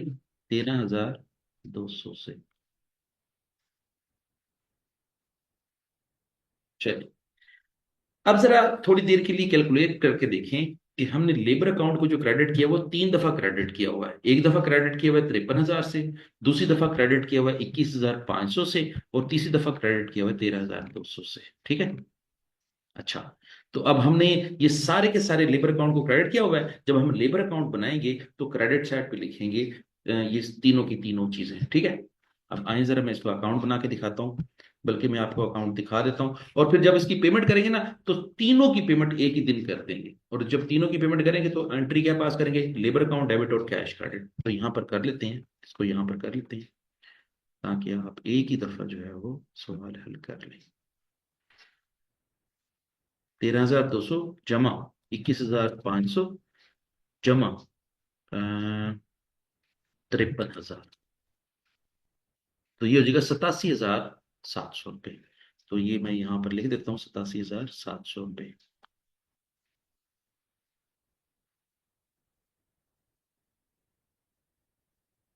और ये भी 87,700 रुपये। अब ये जो वेजेस है ना, ये अब हमने अदा कर दिए। ठीक है, ये हमने अदा कर दिया। अब हम जल्दी से इसका जो है ना लेजर अकाउंट बना लेते हैं, और लेजर अकाउंट में इसको हम मेंशन कर देते हैं। बल्कि मैं आपके सामने जो है ना वो इसका जो लेजर है वो आपको शो करवा देता हूँ, और सारी चीजें जो है ना वो आपको देखें जरा। ये देखें जरा, थोड़ा सा इसको मैं यहाँ पर लिख देता हूँ। जो भी जो इधर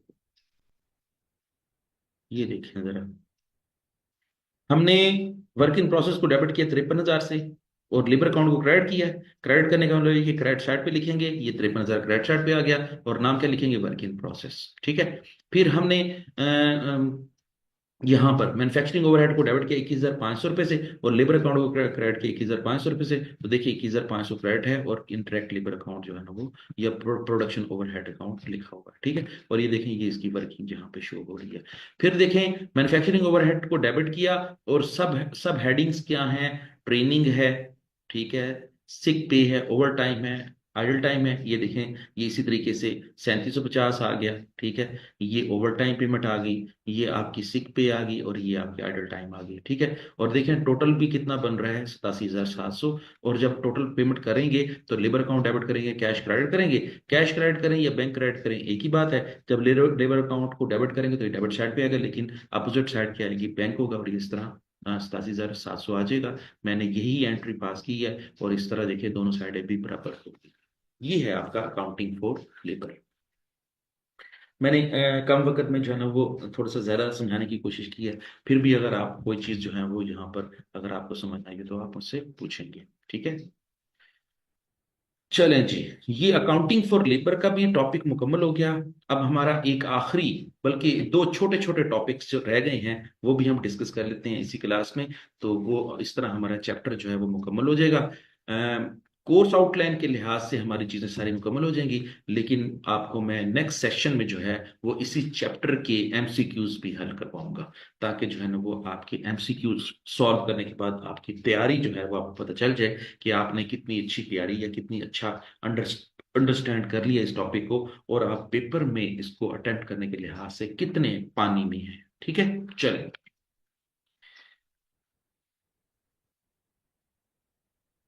तो हम जो नेक्स्ट टॉपिक डिस्कस करने जा रहे हैं उस टॉपिक का नाम है लेबर टर्नओवर। नेक्स्ट टॉपिक कौन सा है, लेबर टर्नओवर।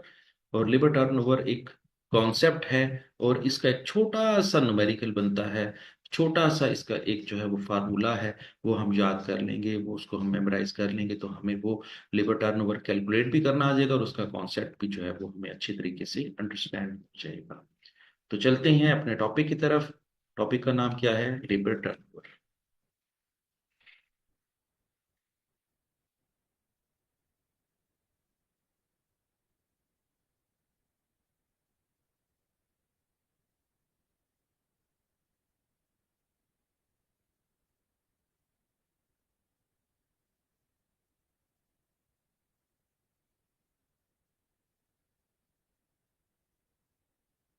ये है topic, topic number 6। Labour turnover क्या होता है। टर्नओवर, जब कभी भी फैक्ट्री के मुलाजमीन फैक्ट्री से नाखुश होकर छोड़ जाते हैं, और कंपनी ये चेक करती है, ये कैलकुलेट करती है कि एक साल के अंदर कितने मुलाजमीन हमें छोड़ के गए हैं, उसका एक फार्मूले के जरिए परसेंटेज कैलकुलेट कर लेती है। उस परसेंटेज कैलकुलेट करने के नाम को हम कहते हैं लेबर टर्न ओवर। मैं रिपीट करता हूं कि जब कभी भी फैक्ट्री की पॉलिसीज की वजह से, फैक्ट्री की तनख्वाह कम देने की वजह से, या फैक्ट्री से नाखुश होके जब कभी भी कोई मुलाजमीन पूरे साल के अंदर जितने भी मुलाजमीन छोड़ के जाते हैं, छोड़ के जाने वालों की एक परसेंटेज कैलकुलेट की जाती है कि एक साल के अंदर कितने लोग जो है ना फैक्ट्री को छोड़ के चले गए हैं। उस परसेंटेज को कैलकुलेट करने के नाम को हम कहते हैं लेबर टर्न ओवर। इसका एक फार्मूला है, फार्मूला भी हम नोट डाउन कर लेते हैं, और इस तरह हम ये कैलकुलेट करने में कामयाब हो जाएंगे। फार्मूला क्या होगा लेबर टर्नओवर कैलकुलेट करने का? Number of levers who required replacement. वो कहता है लीवर्स कहते हैं जो छोड़ के चले गए, ऐसे मुलाजमीन जो छोड़ के चले गए हैं उनकी तादाद को हम यहां पे रखेंगे, नंबर ऑफ लीवर्स, कि कितने लोग छोड़ के चले गए हैं, हु रिक्वायर्स रिप्लेसमेंट। जाहिर है कि जब वो कोई मुलाजिम छोड़ के चला जाता है तो उनकी जगह खाली हो जाती है। जब उनकी जगह खाली हो जाती है तो फिर फैक्ट्री क्या करती है? हाथ पे हाथ धर के बैठे रहेगी या उनका सोग मनाएगी? नहीं, उनका सोग तो नहीं मनाएगी। वो अखबार के अंदर नया ऐड दे देगी या किसी ना किसी तरीके से जो है ना नई अपॉइंटमेंट कर लेगी। तो जब नई अपॉइंटमेंट कर लेगी तो उसको हम क्या कहते हैं? रिप्लेसमेंट कहते हैं। ठीक है। तो हमने यहां पर इतनी ज्यादा डिटेल में बात नहीं करनी। लेबर टर्नओवर में सिर्फ ये देखना है कि कितने लोग छोड़ के गए हैं, उसको हमने यहां पर न्यूमरेटर में लिख लेना है, और एवरेज नंबर ऑफ एम्प्लॉयज को डिवाइड कर लेना है और मल्टीप्लाई बाई 100 कर देना है, तो आपका लेबर टर्नओवर कैलकुलेट हो जाएगा। यहां पर मैं आपको एक छोटी सी चीज बताता जाता हूं कि एवरेज नंबर ऑफ एम्प्लॉयज से क्या मुराद है। यहां पर एवरेज नंबर ऑफ एम्प्लॉयज का मतलब सिंपल है, बहुत आसान है, आपने इसको बिल्कुल जो है ना वो परेशान नहीं होना। एवरेज नंबर ऑफ एम्प्लॉयज का फार्मूला होता है ओपनिंग एम्प्लॉयज, या इंप्लॉयज की वो तादाद जो साल के शुरू में थी उसको ओपनिंग एम्प्लॉयज कहते हैं, और इंप्लॉयज की वो तादाद जो साल के आखिर में थी, 31 दिसंबर को जो साल के आखिर में जो तादाद थी उसको ले लेना है। उन दोनों को लेके आपस में जमा कर देना है, जमा करके दो पे तकसीम करेंगे तो आंसर आ जाएगा एवरेज नंबर ऑफ एम्प्लॉयज। ठीक है। तो अब हम एक सवाल हल करते हैं, इस तरह हमारा ये कॉन्सेप्ट जो है वो सारे का सारा बड़े बेहतर तरीके से सॉल्व भी हो जाएगा। और मैं आपको बताऊं कि एक सवाल जो है ना लेबर टर्नओवर को भी कैलकुलेट करने का एमसीक्यूज आता होता है। मैंने अक्सर देखा है बच्चे बड़े मजे मजे से उसको सॉल्व कर लेते हैं और इस तरह वो अपने मार्क्स अर्न कर लेते हैं। तो चले देखते हैं कि हमारा लेबर टर्नओवर का डाटा क्या है और हम उसको कैसे सॉल्व करेंगे। एट जनवरी 1 कंपनी इंप्लॉयड 3641 इंप्लॉइज। वो कहता है कि साल के शुरू में जनवरी 1 को ओपनिंग इंप्लॉइज कितने थे? 3641 इंप्लॉइज थे। एंड 31 दिसंबर इंप्लॉइज वर्ष 3735, और साल के आखिर में कितने इंप्लॉइज थे?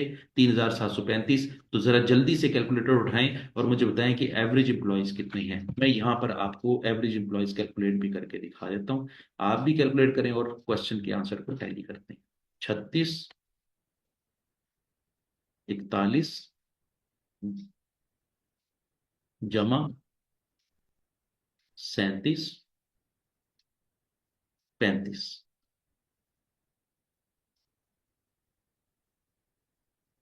तकसीम दो।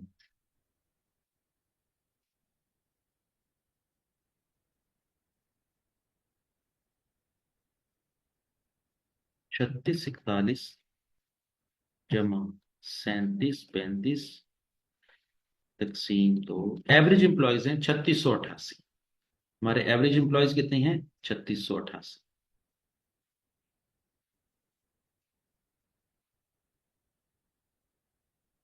तो डिनोमिनेटर की अमाउंट तो हमने यहीं पे कैलकुलेट कर ली। अब हमने ढूंढना है कि नंबर ऑफ लीवर्स कितने हैं। लिखा हुआ है during the year 624 employees choose to leave the company.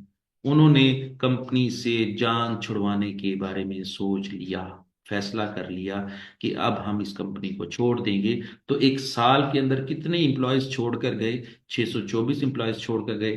तो हम क्या लेबर टर्नओवर कैसे कैलकुलेट करेंगे? लेबर टर्न ओवर, अच्छा बेसिकली इसको कहते हैं लेबर टर्नओवर रेशियो। ठीक है। वैसे तो लेबर टर्नओवर भी कह दे तो काफी है, लेकिन इसको अगर पूरा लफ्ज पढ़ना चाहे तो लेबर टर्नओवर रेशियो होता है। और वो कैसे कैलकुलेट होगा? 624 तकसीम 3688। ये एवरेज इंप्लॉयज कैलकुलेट किया अभी हमने थोड़ी देर पहले, और मल्टीप्लाई बाई 100 करेंगे तो आपको लेबर टर्नओवर रेशियो मालूम हो जाएगी। तो देखें कितना बन गया।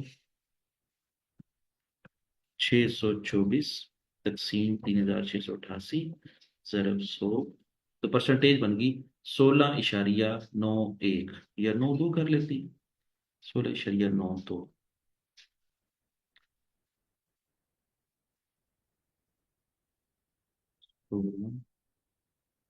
16.92%। तो अगर इसको हम एक्सप्लेन करना चाहें तो वो ये है कि एक साल के अंदर हमारे 16.92% एम्प्लॉयज छोड़ के चले गए। 100% में से 16.92% जो है ना वो हमें छोड़ के चले गए हैं। This is called labour turnover. तो चलिए आगे चलते हैं।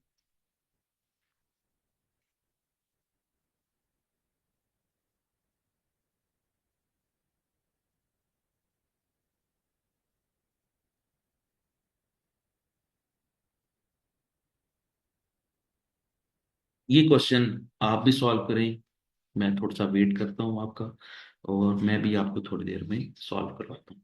इस क्वेश्चन में थोड़ी सी वेरिएशन है, तो इसलिए फिर मैंने कहा कि मैं आपको ये क्वेश्चन करवा देता हूँ। A company has had 4,000 staff at the beginning of 2008। साल के शुरू में 4,000 एम्प्लॉयज थे या ओपनिंग एम्प्लॉयज थे।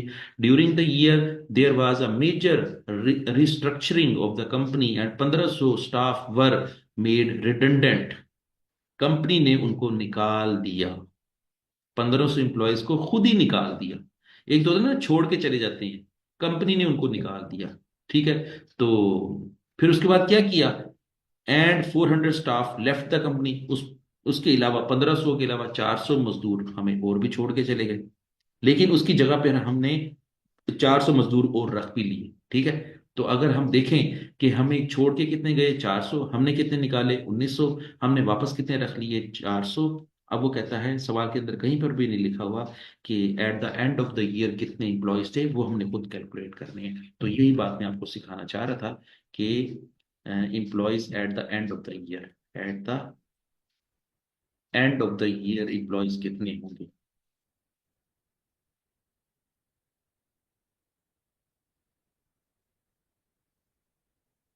ये जरा कैलकुलेशन देख लें। इसकी कैलकुलेशन बड़ी इंटरेस्टिंग है। साल के शुरू में कितने थे 4,000, हमने कितने निकाल दिए 1,500, तो माइनस कर देंगे। ठीक है ना, सॉरी, 1,500 निकाल दिए, 400 खुद छोड़ के चले गए, ये भी माइनस कर देंगे। ठीक है ना, साल के शुरू में थे 4,000, उसमें से 1,500 हमने निकाल दिए, 400 छोड़ के चले गए, और हमने 4,000 मजीद रख लिए। तो जो रख लिए हैं वो जमा कर देंगे। अब ये सारों को जमा माइनस करने के बाद आंसर आएगा आपका 2,500 एम्प्लॉयज। ये कितना आंसर आएगा 2,500। तो साल के एंड पे कितने मुलाजमीन हैं 2,500, साल के शुरू में कितने थे 4,000, इन दोनों को जमा करेंगे तो कितना बन जाएंगे 6,500, 6,500 को दो पे तकसीम करेंगे तो एवरेज एम्प्लॉयज कितना बन जाएगा 3,250। तो हमारा जो लेबर टर्नओवर है वो क्या होगा, इसको मैं यहीं पे आपको दिखा देता हूं ताकि आप इसको, मेन कैलकुलेशन तो मैंने आपको कर दी है, आप इसको जो है ना वो देख लें, और जो भी कोई इशू है मुझसे डिस्कस कर लें। चलें जी, पांचवा छठा, ये है सवाल। ये देखें, 4,000 जमा 2,500 तकसीम दो 3,250 आपकी एवरेज एम्प्लॉयज हो गए हैं। ठीक है, कितने मजदूर छोड़ के चले गए हैं 400। ठीक है ना, नंबर ऑफ लीवर्स कितने हैं जो खुद छोड़ के गए हैं वो 400 हैं, और एवरेज कितने हैं 3,250 मल्टीप्लाई बाई 100, तो आंसर कितना गया 12.3%। तो इसका मतलब ये हुआ कि लेबर टर्नओवर कितना है आपका 12.3%। देख लें यहाँ तक, मेरा ख्याल है आपको अच्छा समझ आ गया होगा। आगे चलते हैं।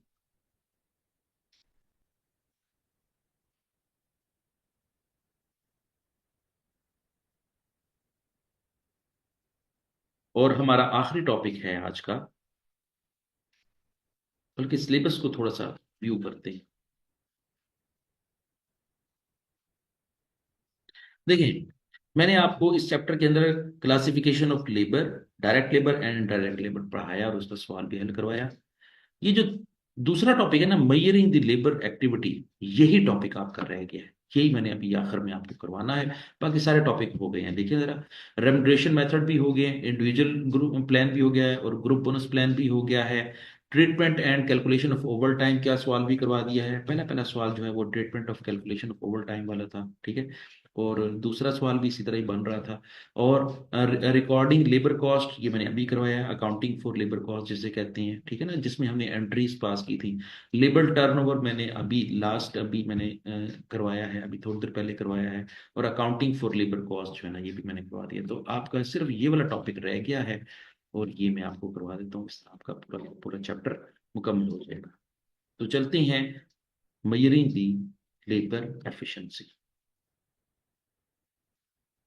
अच्छा, ये वाला जो छोटा सा टॉपिक है ना, ये आपने रीड कर लेना है। थोड़ा सा मैं आपको इसके बारे में बता भी देता हूँ ताकि जो है ना वो आपको परेशानी ना हो। वो कहता है causes and cost of labour turnover. वो कहता है कि लेबर टर्नओवर की कॉजेज क्या हैं। कुछ तो मैंने बता दी हैं आपको, थोड़ा सा दोबारा रिपीट कर लेते हैं कि कुछ कॉजेज होती हैं जो कि अवॉइडेबल होती हैं, ऐसी वजूहात जिनसे बचा जा सकता था, जिनको हम, अब मैं फैक्ट्री की बात कर रहा हूं कि फैक्ट्री जो है ना ऐसे इकदामात उठाती तो ये मजदूर छोड़ के ना जाते। मसलन वो कौन कौन सी वजूहत हैं जो कि जिसको हम अवॉइड कर सकते थे, अगर इनका तदारुक कर लेते, इनको हम अवॉइड कर लेते, इनका मसला हल कर देते, मजदूरों का मसला हल कर देते, तो मजदूर छोड़ के ना जाते। सबसे पहली वजह पुअर रेमुनरेशन, थोड़ी तनख्वाह देते हैं इसलिए लोग छोड़ के चले जाते हैं।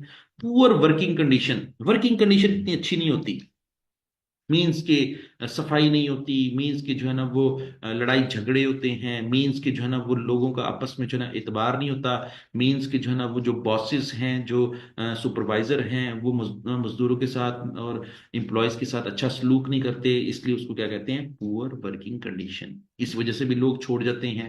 लोग बड़े खुददार होते हैं, लोग बड़े गैरतमंद होते हैं, तो फिर वो छोड़ के चले जाते हैं। लैक ऑफ ट्रेनिंग अपॉर्चुनिटीज, वो कहता है कि अगर ट्रेनिंग नहीं देते ना तो फिर उनकी जो पर्सनल डेवलपमेंट है या उनकी स्किल्स हैं वो अपडेट नहीं होती। अपडेट ना होने की वजह से वो तरक्की नहीं कर पाते, तरक्की नहीं कर पाते तो फिर उनकी जो है ना वो रेमुनरेशन कम होते हैं, इसलिए छोड़ जाते हैं। वो कहते हैं कि जहां पर ट्रेनिंग दी जाएगी वहां पर हमें नौकरी करनी चाहिए। लैक ऑफ प्रमोशन प्रोस्पेक्ट्स, आगे तरक्की के चांसेस नहीं होते। कई कई सालों से जो है ना वो मुलाजमी जो है ना वो उसी तनख्वाह के ऊपर और उसी ग्रेड के ऊपर काम कर रहे होते हैं, इसलिए भी लोग छोड़ जाते हैं। Bullying in the work place, बेइज्जती की जाती है, ह्यूमिलेशन की जाती है, मजाक उड़ाया जाता है। मजाक कौन उड़ा सकते हैं, उसके दोस्त भी उड़ा सकते हैं, उसके कोलीग्स भी उड़ा सकते हैं, उसके बॉसेस भी उड़ा सकते हैं। तो जिस वक्त लोग जो है ना वो इंसल्ट फील करते हैं तो फिर भी वो लोग छोड़ जाते हैं। लेकिन वो ये कहना चाह रहा है कि ये अवॉइडेबल रीजंस हैं। अगर इनको अवॉइड करते, अगर उनको बुलिंग ना करते तो वो ना छोड़ के जाते, उनको पूरी तनख्वाह देते वो छोड़ के ना जाते, उनको तरक्की देते उनको छोड़ के ना जाते, उनको ट्रेनिंग देते तो वो छोड़ के ना जाते, अच्छी वर्किंग कंडीशन देते, तनख्वाह अच्छी देते, हैंडसम सैलरीज देते, वो ना छोड़ के जाते। तो इसका मतलब ये हुआ कि ये फैक्ट्री के एंड पर ये वाला मसला हल हो सकता था, और अगर फैक्ट्री ये मसला हल कर लेगी तो लोग नहीं छोड़ के जाएंगे। इसलिए उसको कहते हैं causes of labour turnover, avoidable reasons. अब हम बात करते हैं कि कुछ ऐसी वजूहात हैं जो नागुजीर होती हैं, जो किसी ना किसी वजह से जरूर वकूफ पजीर होते हैं और उनको हम कंट्रोल भी नहीं कर सकते, कोई भी बंदा कंट्रोल नहीं कर सकता। जैसे एक बंदा रिटायरमेंट पे जा रहा है, उसकी 60 साल उम्र पूरी हो गई है, अब वो रिटायरमेंट पे जाएगा ही जाएगा, चाहे आप उसकी तनख्वाह बढ़ा भी देंगे, कुछ भी कर देंगे, उसने तो रिटायरमेंट पे जाना है। तो इसका मतलब ये हुआ कि लोग इसलिए भी छोड़ जाते हैं क्योंकि वो रिटायर हो जाते हैं, इसलिए भी छोड़ जाते हैं कि उनकी डेथ हो जाती है, बीमारी की वजह से डेथ हो जाती है, या इसलिए भी छोड़ जाते हैं कि जाहिर है अगर वो फीमेल स्टाफ है तो प्रेगनेंसी का इशू होगा, और अगर खुद फीमेल स्टाफ का प्रेगनेंसी का इशू नहीं है तो जो मेल है वो अपनी मिसेस के लिए वो छुट्टियों पे चला जाएगा या वो छोड़ जाएगा। और आखिर में रीलोकेशन, रीलोकेशन का मतलब ये होता है कि एक मजदूर या एक मुलाजिम जब एक शहर से दूसरे शहर मुंतकिल हो जाता है या एक शहर छोड़ के दूसरे शहर चला जाता है तो फिर वो उस फैक्ट्री को छोड़ देता है और वो उसी शहर में ही उस किसी फैक्ट्री में नौकरी ढूंढना शुरू कर देता है। तो ये रीजन ऐसी थी जिसको हम कोई भी बंदा जो है ना वो अवॉइड नहीं कर सकते, इन्होंने होना ही होना होता है। और ये वजूहात जो है ना वो किसी के कंट्रोल में नहीं होती, इसलिए उसको हम कहते हैं कि causes of labour turnover, unavoidable reasons. तो चलें आगे चलते हैं थोड़ा सा।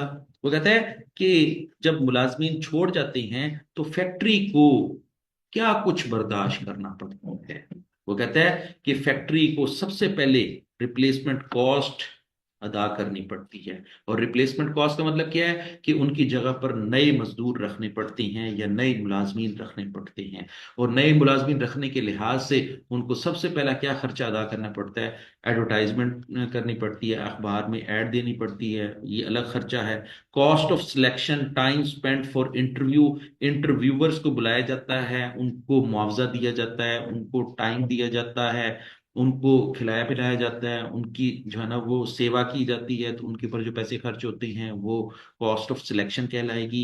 ट्रेनिंग ऑफ न्यू एम्प्लॉयज, जब एक नया एम्प्लॉय रखते हैं तो हम अपनी फैक्ट्री की नॉर्म्स एंड वैल्यूज के मुताबिक या कंडीशंस के मुताबिक उसको ट्रेनिंग देते हैं। ट्रेनिंग देते हैं तो कंपनी का पैसा खर्च होता है, जिसको हम क्या कहेंगे? Cost of replacement. और फिर उसके बाद आखिरी क्या है? Reduced efficiency until the new employ reaches the required skill. वो कहता है कि जी जब एम्प्लॉय नया होता है तो वो आहिस्ता आहिस्ता सीखना शुरू करता है। शुरू शुरू में तो जो है ना वो कंपनी का इतना ज़्यादा फायदेमंद नहीं साबित होता, या कंपनी को इतना ज़्यादा फायदा नहीं पहुंचाता, बल्कि उसकी एफिशिएंसी बहुत कम होती है। शुरू शुरू में उसकी स्पीड कम होती है। स्पीड कम होने की वजह से जो है ना प्रोडक्शन कम होती है। प्रोडक्शन कम होने की वजह से सेल कम होती है। सेल कम होती है तो कंपनी को प्रॉफिटेबिलिटी की सूरत में कमी बर्दाश्त करनी पड़ती है, और इसको हम कहते हैं कॉस्ट ऑफ रिप्लेसमेंट कॉस्ट। ठीक हो गया। इसी तरीके से और भी बहुत सारी कॉस्ट हैं, ये आप रीड आउट कर लीजिएगा। आपको जो है ना वो बड़ा इंटरेस्टिंग लगेगा और आपको बड़ा अच्छा लगेगा इसको पढ़ना। मैं आखिरी टॉपिक की तरफ मूव करता हूँ, और उसमें ये बात हमने पढ़नी है कि जी labour efficiency, capacity and production volume ratios calculate करनी है। सिर्फ 3 फार्मूला हैं जो हमने जो है ना यहाँ पर सीखने हैं, और इस तरह हमारी labour efficiency, capacity and production volume ratios calculate हो जाएंगी। मैं इन फार्मूलाज को लिखने से पहले एक छोटी सी एक स्टेटमेंट लिखता हूं। आपको फार्मूला याद करने के लिहाज से बहुत आसानी महसूस होगी, और आप कहेंगे कि यार ये तो बहुत ही आसान तरीकेकार अपनाया है, और आप मुझे दुआएं देंगे। ठीक हो गया। तो सबसे पहले लिख लें, नंबर 1 पे लिखें स्टैंडर्ड और स्टैंडर्ड और ये छोटा सा मैंने आपके लिए फार्मूला याद रखने के लिहाज से छोटा सा मैंने एक ट्रिक बनाया है, आपको भी बता देता हूँ, आपको याद हो जाएगा, आपको फार्मूला जो है ना वो भूलेंगे नहीं। स्टैंडर्ड और for actual output, for actual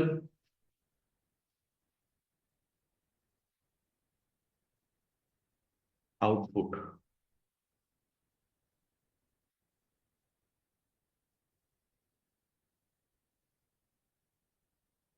number 2, actual और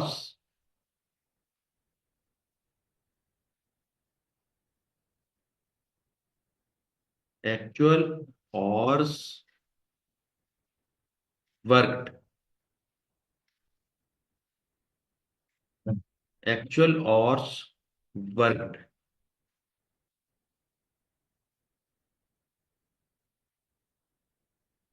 और नंबर 3 है बजटेड ऑर्स, बजटेड ऑर्स।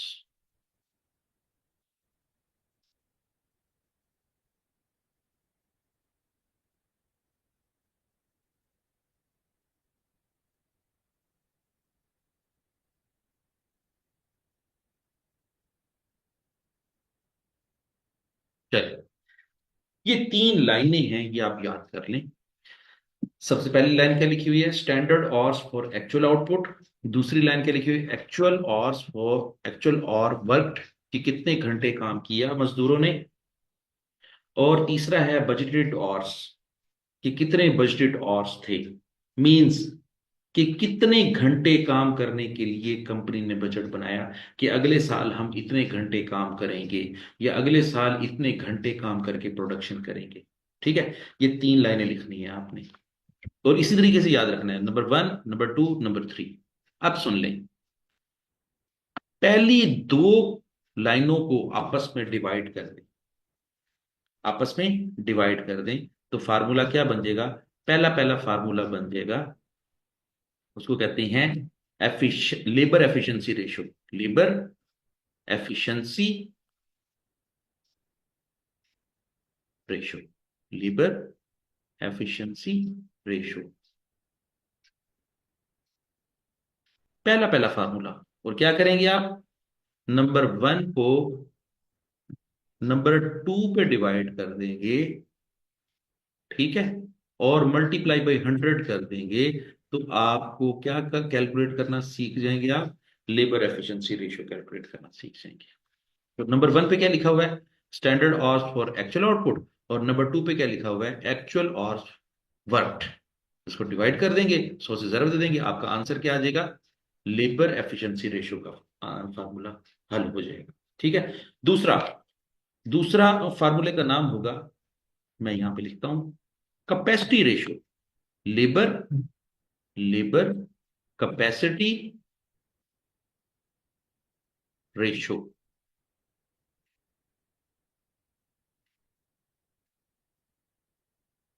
अब सुन लें, लेबर कैपेसिटी रेशियो का फार्मूला क्या होगा, जो नंबर 2 पे लिखा हुआ है और जो नंबर 3 पे लिखा हुआ है, इनको आपस में डिवाइड करते हैं।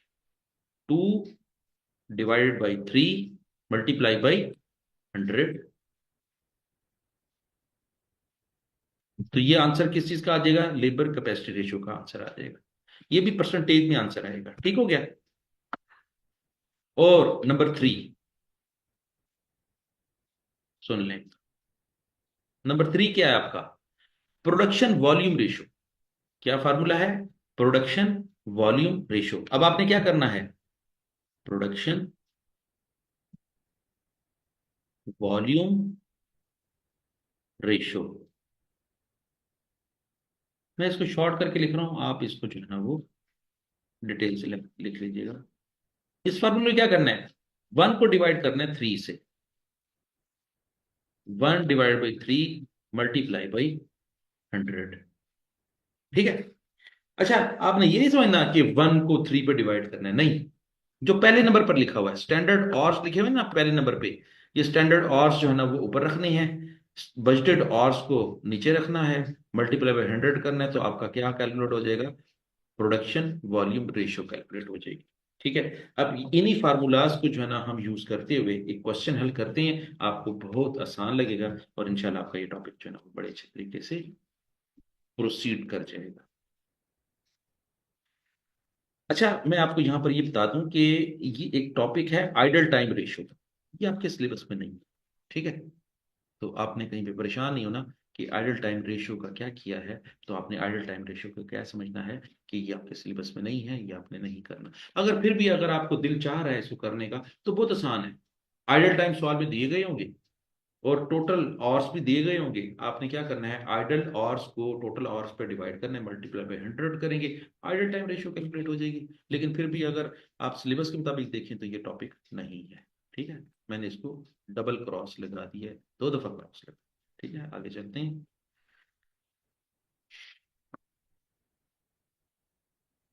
तो चलें इस सवाल की तरफ। वो कहता है, एक सवाल का डाटा दिया हुआ है। वो कहता है कि कहाँ गया ये, वो कहता है कि standard time allowed per unit है 30 मिनट। एक यूनिट बनाने का स्टैंडर्ड टाइम क्या है, 30 मिनट। अच्छा, आपको पता है स्टैंडर्ड से क्या मुराद होता है, या स्टैंडर्ड टाइम से क्या मुराद होता है, ये बात सुन लें। स्टैंडर्ड टाइम से मुराद ये होता है कि किसी भी काम को करने के लिहाज से पहले से ये तय कर लिया जाए, पहले से ये कैलकुलेट कर लिया जाए कि ये काम कितने मिनट में मुकम्मल होगा। मसलन आप अक्सर एग्जाम में अपीयर होते हैं, तो लिखा होता है क्वेश्चन नंबर 1, और क्वेश्चन पेपर पे लिखा होता है 40 मिनट्स।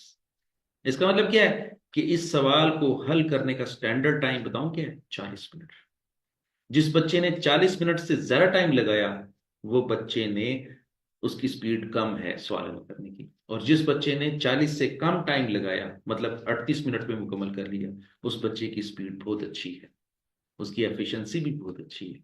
यहाँ पे ये बात नोट डाउन कर लें कि जब कभी भी हम एफिशिएंसी की बात करते हैं ना, तो एफिशिएंसी की बात का मतलब भी यही होता है कि जी, कम वक्त में कम रिसोर्सेज में ज्यादा ऑब्जेक्टिव अचीव करना या मकासद अचीव करना। कम टाइम में जल्दी मकासद अचीव करने को हम क्या कहते हैं, अक्सर हम सुनते हैं बच्चे एक दूसरे के साथ बात कर रहे होते हैं, तुम जरा एफिशिएंट ना बनो, तुम जरा एफिशिएंसी ना झाड़ो। ये एफिशिएंसी झाड़ने का मतलब क्या होता है कि एक खास वक्त से पहले कोई बच्चा अगर कोई सवाल हल करके दिखा देता है तो फिर उसको हम क्या कहते हैं? एफिशिएंट है ये बच्चा। ये बच्चा बहुत एफिशिएंट है, ये बच्चा बहुत क्विक है। और फिर बच्चे एक दूसरे को छेड़ने के लिए भी तो कहते हैं ना कि तुम जरा एफिशिएंट बनो, मीन्स कि तुम मुझसे पहले जवाब ना दो। ठीक है। तो इसका मतलब यही होता है कि जी एफिशिएंसी रेशियोज का मतलब यही होता है कि कम वक्त में काम कर लेना। और वो कम वक्त कौन तय करेगा? वो पहले से तय कर लिया जाएगा। और उस पहले से तयशुदा टाइम को हम क्या कहते हैं? स्टैंडर्ड टाइम कहते हैं। ठीक हो गया। जिस तरह पेपर को हल करने का स्टैंडर्ड टाइम क्या होता है? 3 घंटे। स्टैंडर्ड टाइम का मतलब क्या है? कि जी ये मयारी टाइम है, इस टाइम के अंदर हर बच्चे ने पेपर हल करना है। इससे ज्यादा टाइम किसी को भी नहीं मिलेगा, इससे कम टाइम भी नहीं मिलेगा, इतना ही मिलेगा। तो जब कभी भी किसी भी चीज को प्री डिफाइन कर लिया जाता है, किसी भी फिगर को, किसी भी चीज को पहले से डिसाइड कर लिया जाता है, उसको हम स्टैंडर्ड कहते हैं। आपको मैंने, मेरा ख्याल है पिछली किसी क्लास में बताया होगा कि आईसीएमए का स्टैंडर्ड ये है कि एक बच्चा अगर पास कर होना चाहता है तो उसको 50 नंबर लेने पड़ेंगे। तो 50 का मतलब क्या है? स्टैंडर्ड। किसी ने भी पास होना है तो वो 50 नंबर हासिल कर लेगा तो वो पास हो जाएगा। लेकिन अगर हम ये कहें कि किसी के बारे में ये तय करना है कि ये बच्चा पास हुआ है या फेल हुआ है, तो फिर हम क्या करते हैं? उसके नंबरों को उठा के देखते हैं। अगर उसके 50 से ज्यादा नंबर है या 50 नंबर है तो हम उसको कहते हैं ये बच्चा पास है।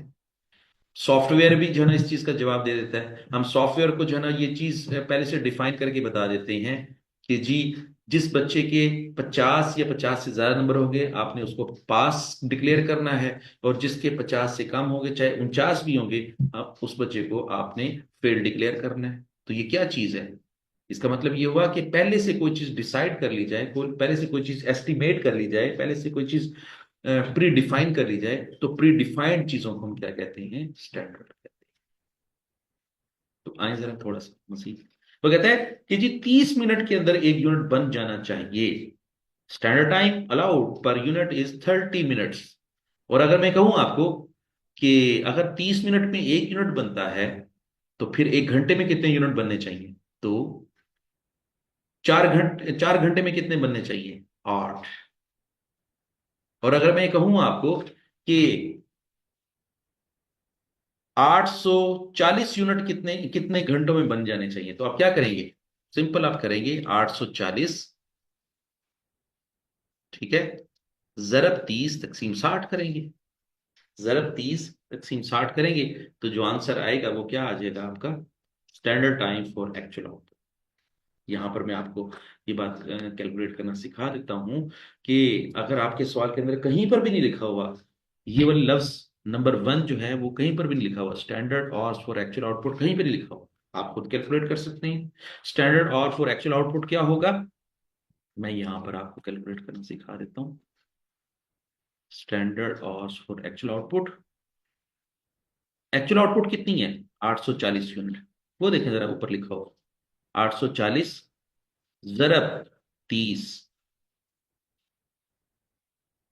तकसीम 60। ये मैंने तकसीम 60 क्यों की है? मैंने घंटों में कैलकुलेट करना ना इसको। ये देखिए ना जरा, ये लिखा हुआ है standard hours for actual output, कि एक्चुअल आउटपुट है 840 यूनिट। 840 यूनिट बनाने के लिए कितने घंटे लगेंगे? तो वो कितने घंटे लगेंगे आप भी कैलकुलेट करिए, मेरा ख्याल है ये 420 घंटे लगेंगे। ठीक है। तो अब हमारा जो पहली पहली चीज क्या लिखी है standard hours for actual output, वो क्या है? 420 घंटे।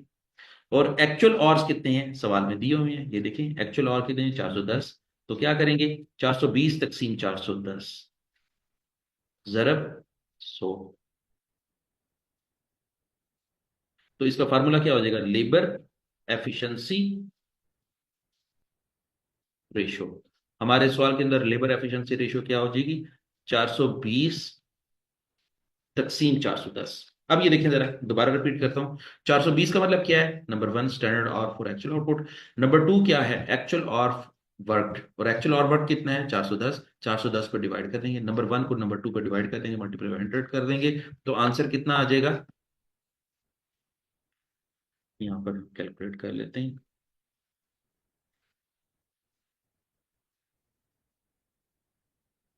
420 तकसीम 410 जरब 100, ये आ जाएगा 102.4%। 102.4%।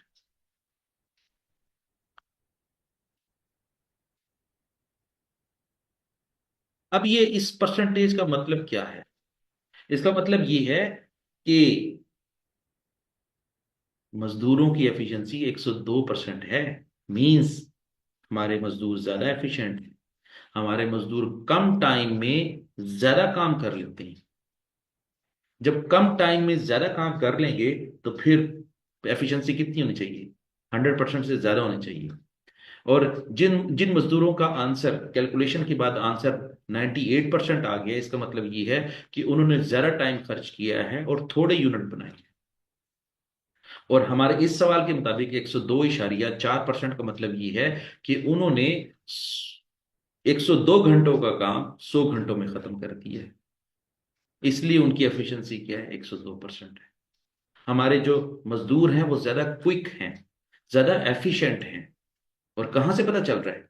सिर्फ इसी चीज से पता चल रहा है कि अगर आंसर 100 या 100 से ज्यादा है तो इसका मतलब हमारे मजदूर एफिशिएंट हैं। अगर 100% से कम आंसर है तो इसका मतलब हमारे मजदूर कम एफिशिएंट है, लेस एफिशिएंट।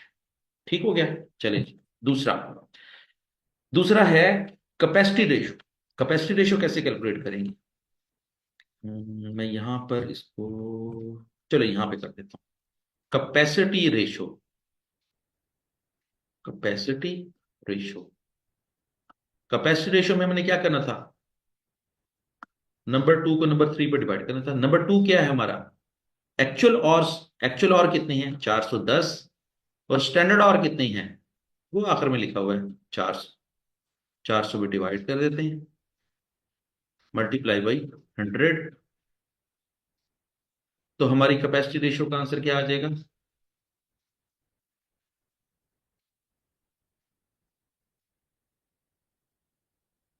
410 तकसीम 400 ज़रब 100। कैपेसिटी रेशियो है 102.5%। ठीक है, 102.5%।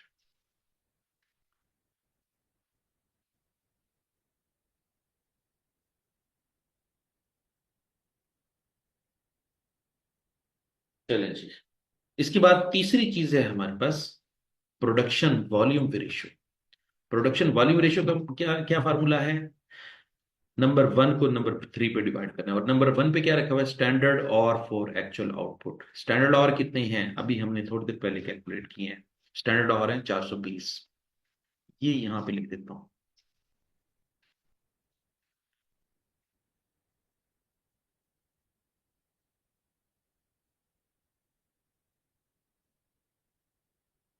420 तकसीम 400। हमारा प्रोडक्शन वॉल्यूम रेशियो क्या होगा?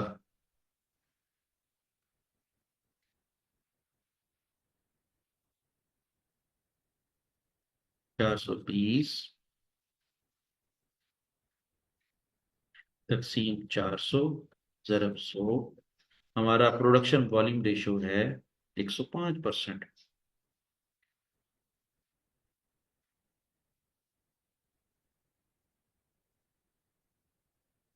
चलें जी, अब हम अपने क्वेश्चन को जरा टैली करते हैं।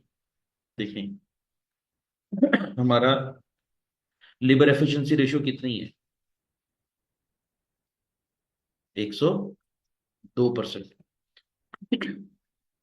102.4%। ठीक है, राउंड कर दिया उसने और मजीद राउंड कर दिया कि 0.4 को भी उसने स्किप कर दिया है।